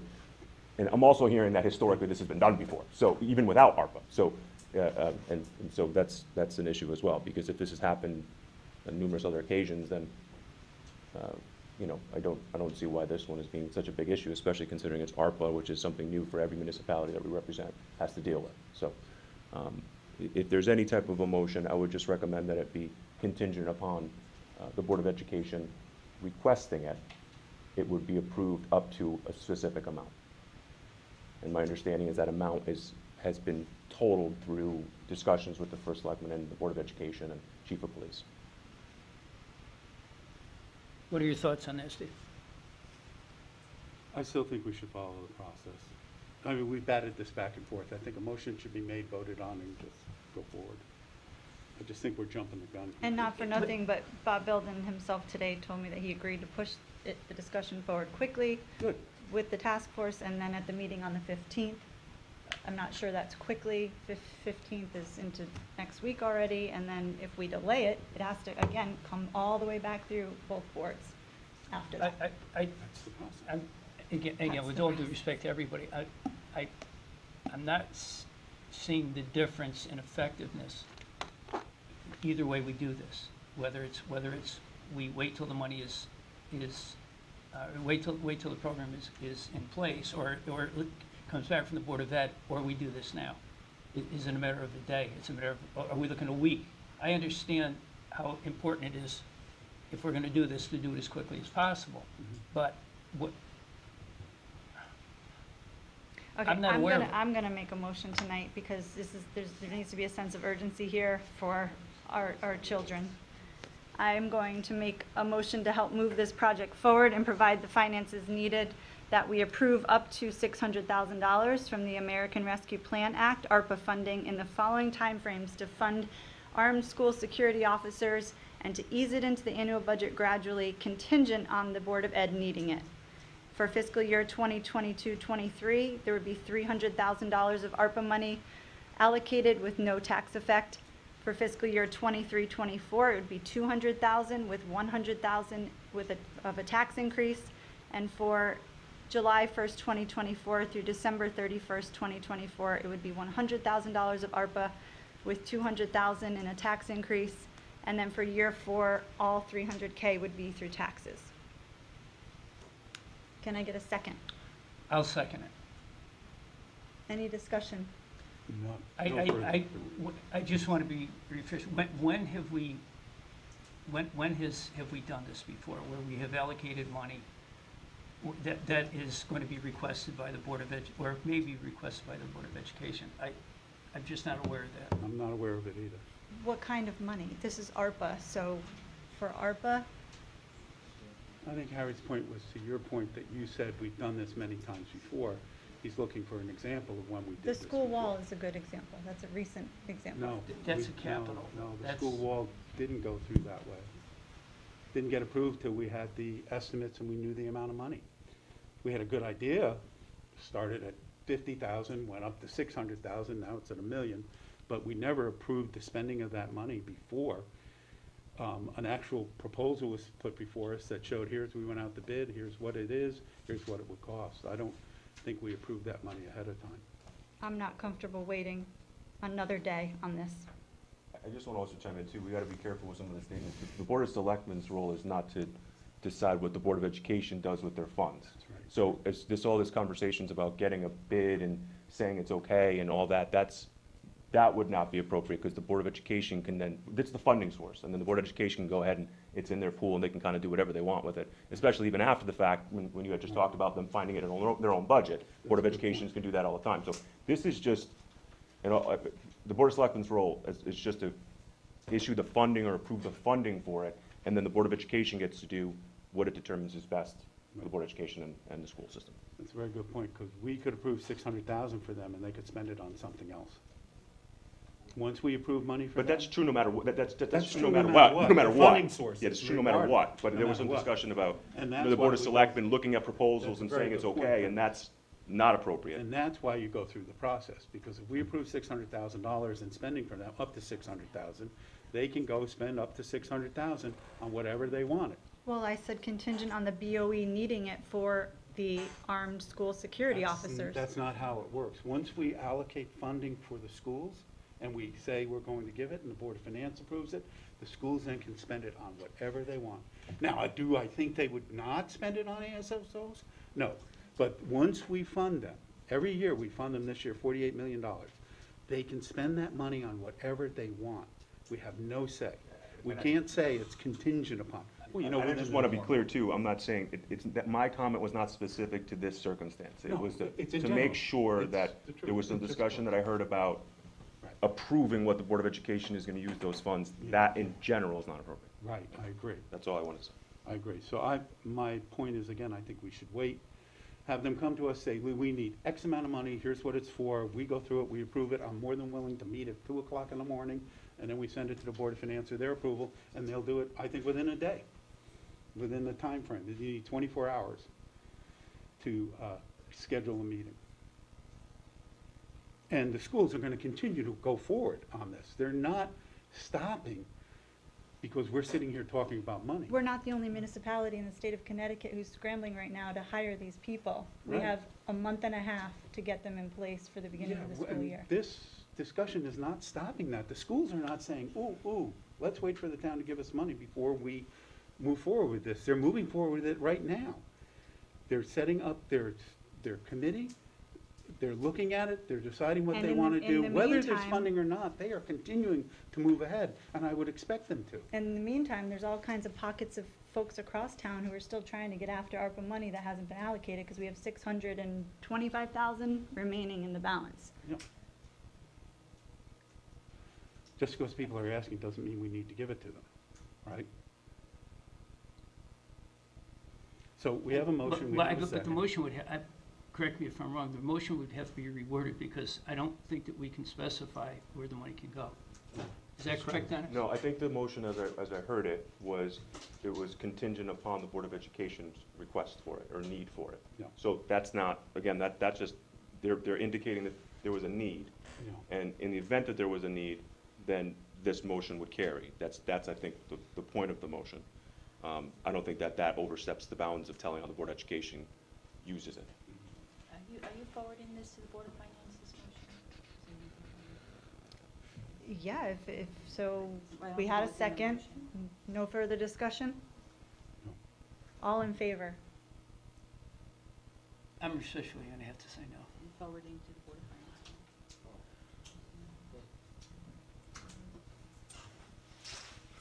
So we'll wait for it to go through the process. Hopefully, the Board of Ed will have a emergency meeting to decide if they want ASSOs in the school. Wait a minute, you want it all in favor, then did you ask against? I didn't hear that. I'm sorry, are there any opposed? I'm opposed. Okay. All right, So 2-0, it didn't pass, okay. And you both don't have children in school or know what it feels like to send your kids to school unsafe every day, so thank you know very what? much. That's inappropriate. It's I put my kids through inappropriate? school. We have funded the schools to every single thing that they've asked for over the last 8 years. They are doing well. Every time they have asked for money, we have given it to them, and the Board of Finance has also given it to them. We are not holding the school up from providing correct security for their children, and your comment is offensive. It really is. I care about the kids in this town, as I'm sure Harry does, just as much as you do. I've got children. I don't want them walking down the street and getting shot. That's inappropriate. Well, I'm sorry that I offended you, but I reacted to an incident personally last week. These are very difficult times. They are. And we have to do what's right to make our children safe as they can be. So we'll wait for the Board of Ed to decide if they're gonna be able to make them safe or not, and then we'll go back through the process. Sounds good. Next item.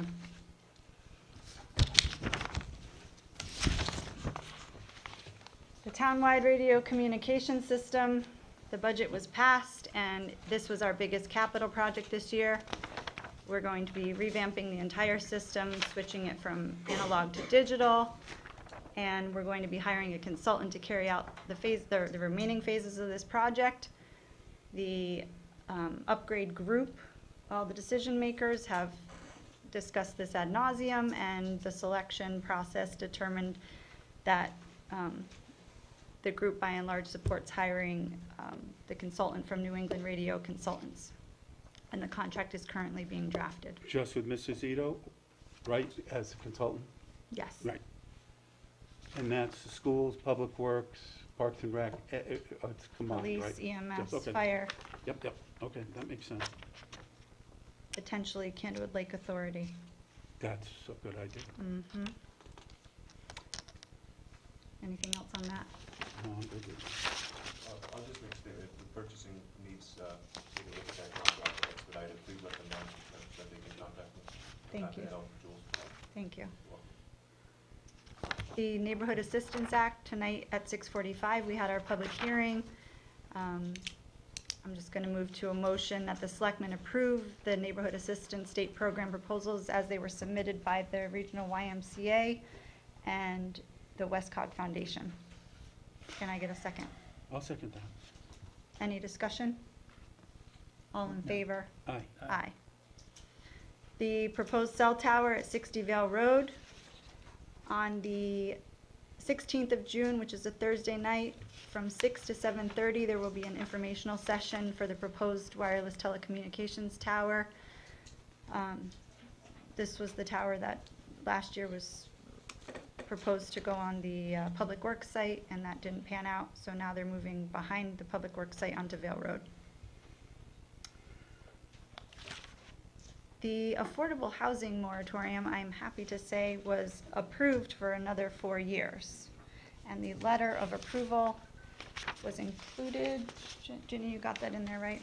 Yeah. I Thank got it. you. So it was determined that the town of Brookfield does meet the requirements for the certificate, and we're good to go there for another 4 years. And I just wanted to thank everybody who was involved in that, to include planning, zoning, the Economic Development Committee, Rochelle, Tammy, Fran, Can I Alice just make one Dew. comment? Yeah, Allison, one comment about that? They initially, last July, turned us down, said we Right. did not qualify. And in December. And we went back and fought them as a town, and they finally approved it, which I think is great. And of course, Greg as well, thank you Yeah, very much. Greg was phenomenal. Anything else on the moratorium? Nope. Consent agenda, just take a look at 7 Alpha through Delta. I would make a motion we approve all the items on the consent agenda, 7A through D. I second. Any discussion? All in favor? Aye. Aye. And for our appointments this month, for the zoning commission, I'd like to make a recommendation that we appoint Andrew Kame as a alternate to regular member to fill the vacancy for the term tonight, 6/6/2022 through 7 November 2023. Oh, I'm sorry. I second that. I have a question on this. When Mr. Coombe was first put on the board, I understand, if I remember correctly, Frank Kwok was an alternate on the board. And the process for the Board of Selectmen for the last, I don't know, 20 years is you move an alternate. If somebody's an alternate, they get first shot at being a full member, as long as it meets all the majority rules. But we bypassed Mr. Kwok and appointed Mr. Coombe. Am I pronouncing that correctly? What was Mr. who? Frank Kwok. He was a what? He was an alternate, I No, believe. is he, what party affiliation? He's Democrat. Because the chairman who resigned was a Republican elected official. Yeah, I believe it has to be replaced with a.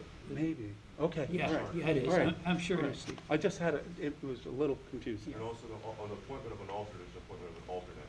For Yeah. the alternate purposes, somebody's can't make it, they're sick, and they can jump in. Yeah, you It's know. not automatic, get to the next level. No, it's never automatic, because some alternates don't want to be on the full board. They just want to stay an alternate and fill in. Just had a question on that. So who seconded that? I second it. Any further discussion? All in favor? Aye. Aye. I'm going to Any abstain of- on that one, because I think there was a little, I still have confusion on that. Steve abstains. Jenny? Public comment. Please remember 3 minutes and stick to the agenda.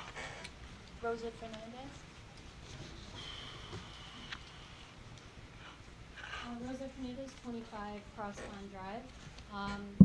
In addition to speaking to an item agenda tonight, I wanted to go on the record and state my support for what I believe several members of the Board of Finance will be commenting on shortly. Tonight, I want to make it clear that I'm speaking as a parent and a taxpayer with a basic understanding of our town governance. And in relation to what I'm about to comment on, this is in reference to item 5A on your agenda. To say that there is a consensus to employ school security officers is a misrepresentation of authority and governing roles to the public. This is important to note because statements like this can lead to public confusion about who does what, misinformation about what is being done and why, and ultimately ineffectiveness in the running of our towns. And I can see that from the guffaws from the crowd here that there is some evidence as to where do you come to speak about your concerns about school safety. It is not at a Board of Selectmen meeting. It is at a Board of Education meeting. There is no consensus regarding retired armed people in our schools, and therefore this topic has never appeared on a board agenda, and therefore has not been discussed by the Board of Ed, which is the only collective entity in this town with the ability to make that decision. And that includes the superintendent of schools, or singularly the chair of the Board of Education. It is a very nice gesture to move things along, but the security task force, and I want to be clear about this, was not formed as a means to rubber stamp an idea. The security task force and the Board of Ed will have to fully explore again and vet all potential new security measures again, and it should not do so hastily. And as a historical perspective, the security task force was disbanded a year ago, 2 years ago. It had been formed to look at all security measures, and this was before school shootings. We had thoroughly looked at, thank you, we had thoroughly looked previously at armed security officers, and the chief of police was a member of that task force as well. You know, it is absolutely possible that a recommendation for more of an armed presence by non-police will be made by the security task force. And if the BOE subsequently approves, then it is the BOE that will be bringing that request to the Board of Selectmen to act upon, not the other way around. The task force, which will include board members, the chief of police, parents, and other members of the public, will need to ask those pertinent questions regarding training, oversight, long-term funding, certifications, evaluation, union ramifications, safety, as well as the risk to benefit ratio, and the like, as a consensus among that committee will be reached. Not behind closed doors with a select few. And that process, as thorough as it may be, is there so that every person in this town can participate in the decision-making process and that we can make equitable decisions not based on the opinion of one person. Now, if you would like to aid in that exploration, I would suggest sending objective data regarding these armed personnel to the Board of Education for consideration by the Security Task Force, as that is likely the type of information they will need to make their decision. Thank you. Thank you. Thank you. Dan DeBoursis?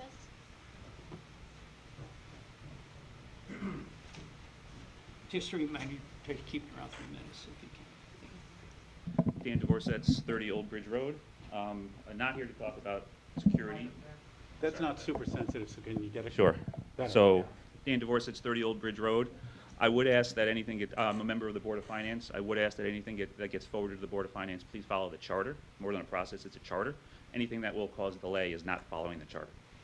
But that's not what I'm here to discuss, actually. I was here to discuss our correspondence to the Board of Selectmen, which was exactly that. If a letter addressed to the members of the Board of Selectmen does not qualify as correspondence, then I need to go back to school and understand what the definition of correspondence is. So I'm going to read the contents of that letter right now. If I do run over 3 minutes, I request to be allowed to finish. If not, one of my colleagues will use his time to finish. This was May 20th, 2022, an open letter to the 3 members of the Board of Selectmen, dear Ms. Carr, Mr. Shaker, and Mr. Dunn. Respect and transparency, I stress transparency here, are 2 core values that should be held dear by any person who chooses to hold public office. In the past several days, we, the undersigned members of the Board of Finance, believe that both of these values have been violated to the point where action must be taken. Specifically, we're referring to email communication between Mr. Glenn Rooney, Chairman of the Board of Finance, and Mr. Timothy Herbst, member of the law firm Marino, Sable, and Schellenberg. Call them MZS. MZS is the law firm with which the town has a retainer agreement as part of the 12/15/2021 appointment by the Board of Selectmen of 2 other members of MZS, Mr. Dennis Kokanos as town attorney and Ms. Barbara Schellenberg as special town attorney. They were appointed officers as the town is defined in paragraph C61 of the town charter. As background, the Board of Finance had a special meeting scheduled for the evening of May 17 that, due to the health and availability of several Board of Finance members, needed to be moved to a virtual setting.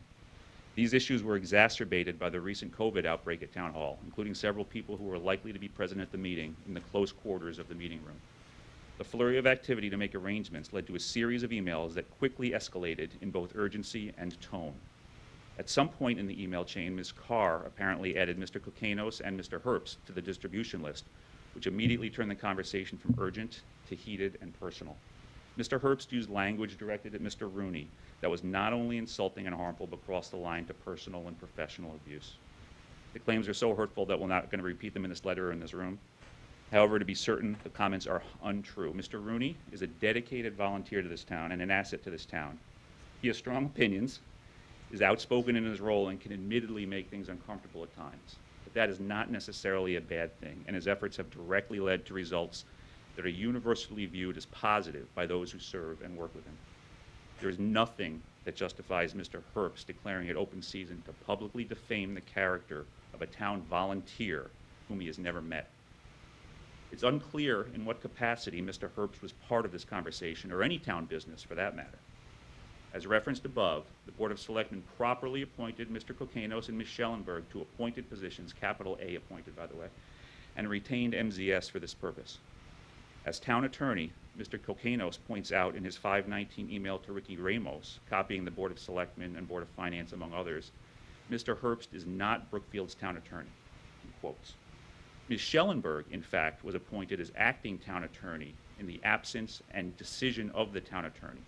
So to claim that Mr. Herbst is somehow backup counsel is false. Though Ms. Carr claims that Mr. Herbst has the right to comment simply because he's a member of MZS, Mr. Herbst actually has no official or unofficial relationship with the town of Brookfield. Including him in this or any conversation on town business is wholly inappropriate. As a direct Board of Finance matter, any fees paid to MZS as a result of time or work done by Mr. Herbst are similarly inappropriate and should cease. I'm almost done, thank you. Moreover, Mr. Herbst has a documented history of similar abusive and intimidating tactics for which he has been publicly reprimanded. Brookfield should have zero tolerance for such behavior. Ignoring it is akin to tacitly condoning it and sets a dangerous precedent for others to attack any public official with whom they disagree. This type of behavior can deter people from volunteering for important town boards out of fear that their reputation could be tarnished by simply speaking up. It also serves to discourage dissenting viewpoints, which then becomes a breeding ground for poor decisions and even potential corruption. If it had been Mr. Herbst rather than his colleagues who had received the Board of Selectmen appointment, the reaction by the electorate would likely have been quite loud. Including him in this informal and unclear role is unacceptable. We call for the following actions to be taken immediately. 1, Mr. Herbst should be removed from any and all town correspondences and be prohibited from participating in any town-related activities. 2, Mr. Kokanos and Ms. Schellenberg should commit to the Board of Selectmen that MZS will abide by the requirement that Mr. Herbst not have any role in the retainer agreement between the town and MZS. 3, the first selectwoman will provide the Board of Finance with all itemized bills or statements of costs and expenses, both as defined by the retainer agreement, both to date and going forward. And 4, Mr. Kokanos and Ms. Schellenberg should publicly apologize to Mr. Rooney for the comments made by MZS. Respectfully signed by Mary Capiello, Daniel Dvorsets, Eileen Cook, Ryan Rodanos, and Brianna Ruocco, and CC the Board of Education. I will be resubmitting this letter and ask specifically that it be included in correspondence to the Board of Selectmen. Thank you. Thank you. All right, Next. next is Ryan Rodanos.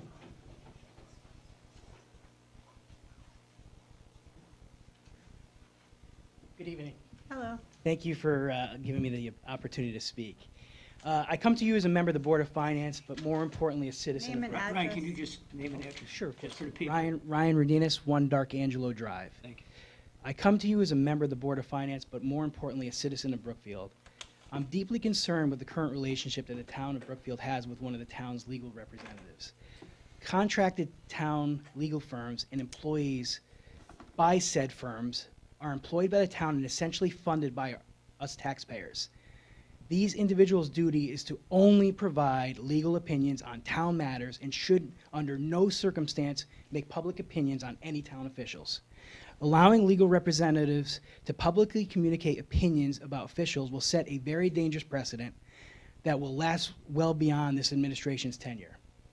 If this climate is allowed to continue, board volunteers, such as myself, might be deterred from serving the town.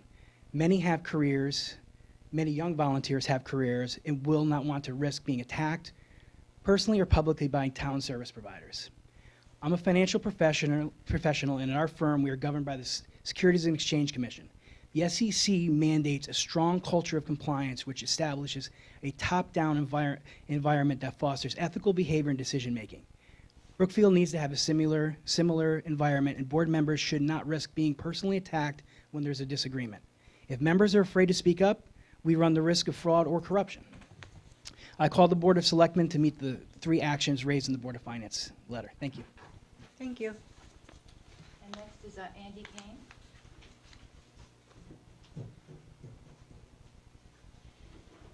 Thank you. Andrew Kane, 5 Fernbrook Drive. I'd like to thank the board for taking action on the blighted properties, but I think that it would be important for the citizens to know what their cost is. Skin in the game is a pretty euphemistic term. What's it actually going to cost the taxpayers of Brookfield to move ahead with that project? And I think before any projects are undertaken, that should be made very clear. Secondly, I would agree that we would change the comment period to early on, possibly number 3 in the agenda. I think it's important that leadership hear what the opinions of taxpayers of Brookfield are before they take action on things. If it's a requirement to limit it to maybe a minute or so, that would be fine. Secondly, I'd also like to ask that the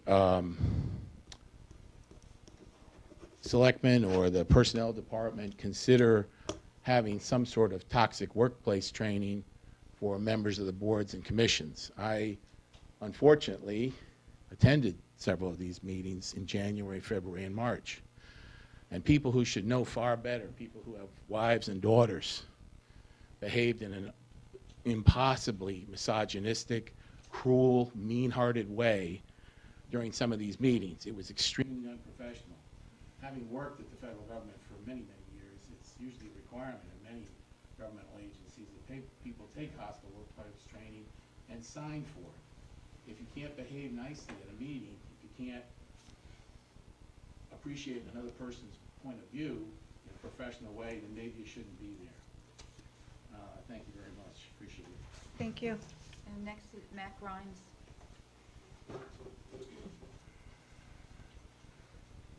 Members of the Board of Selectmen, Matt Grimes, Hello. 11 Street, Brookfield.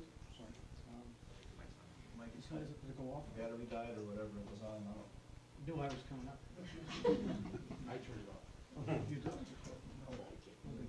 So just a couple of comments. First of all, the public comment, I mean, I agree wholeheartedly you don't want it to take an hour at the beginning of the meeting, so maybe if you could put 15, 20 minutes on at the beginning and then anything else maybe at the end, that might be a more conducive agenda that wouldn't tie up board business. I think that that's used to be done in the past. I'm not sure how recently, but I remember that. March being done in the 2020. past. Okay.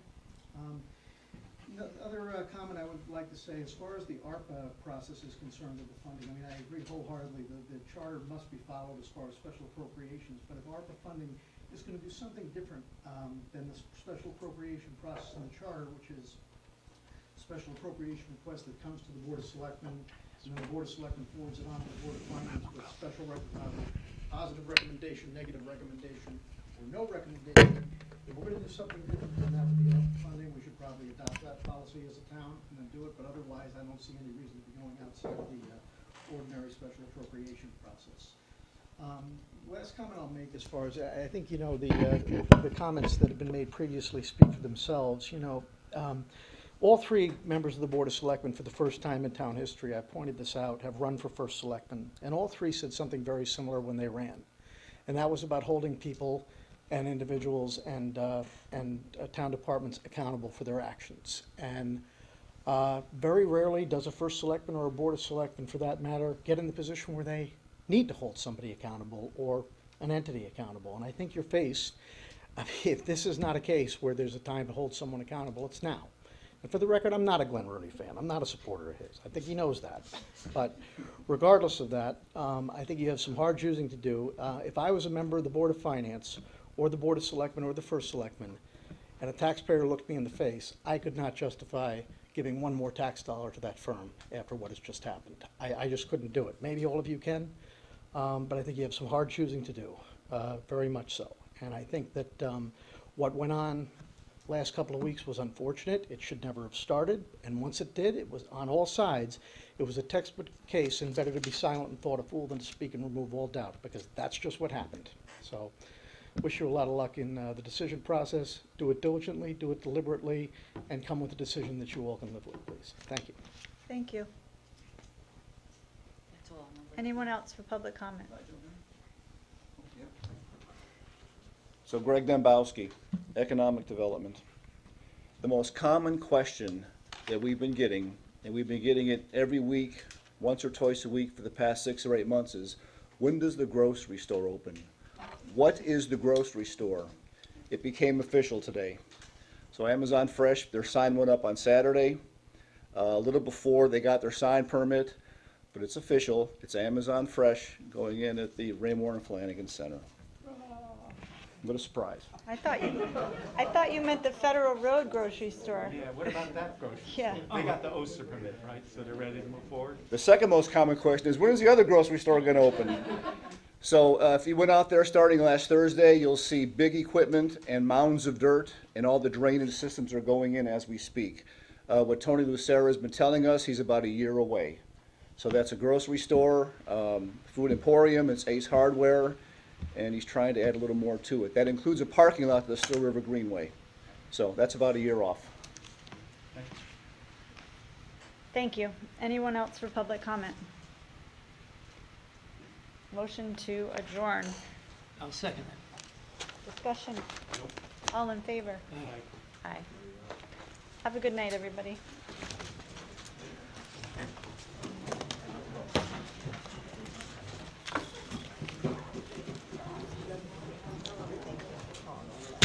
Do you want a copy of this, you said?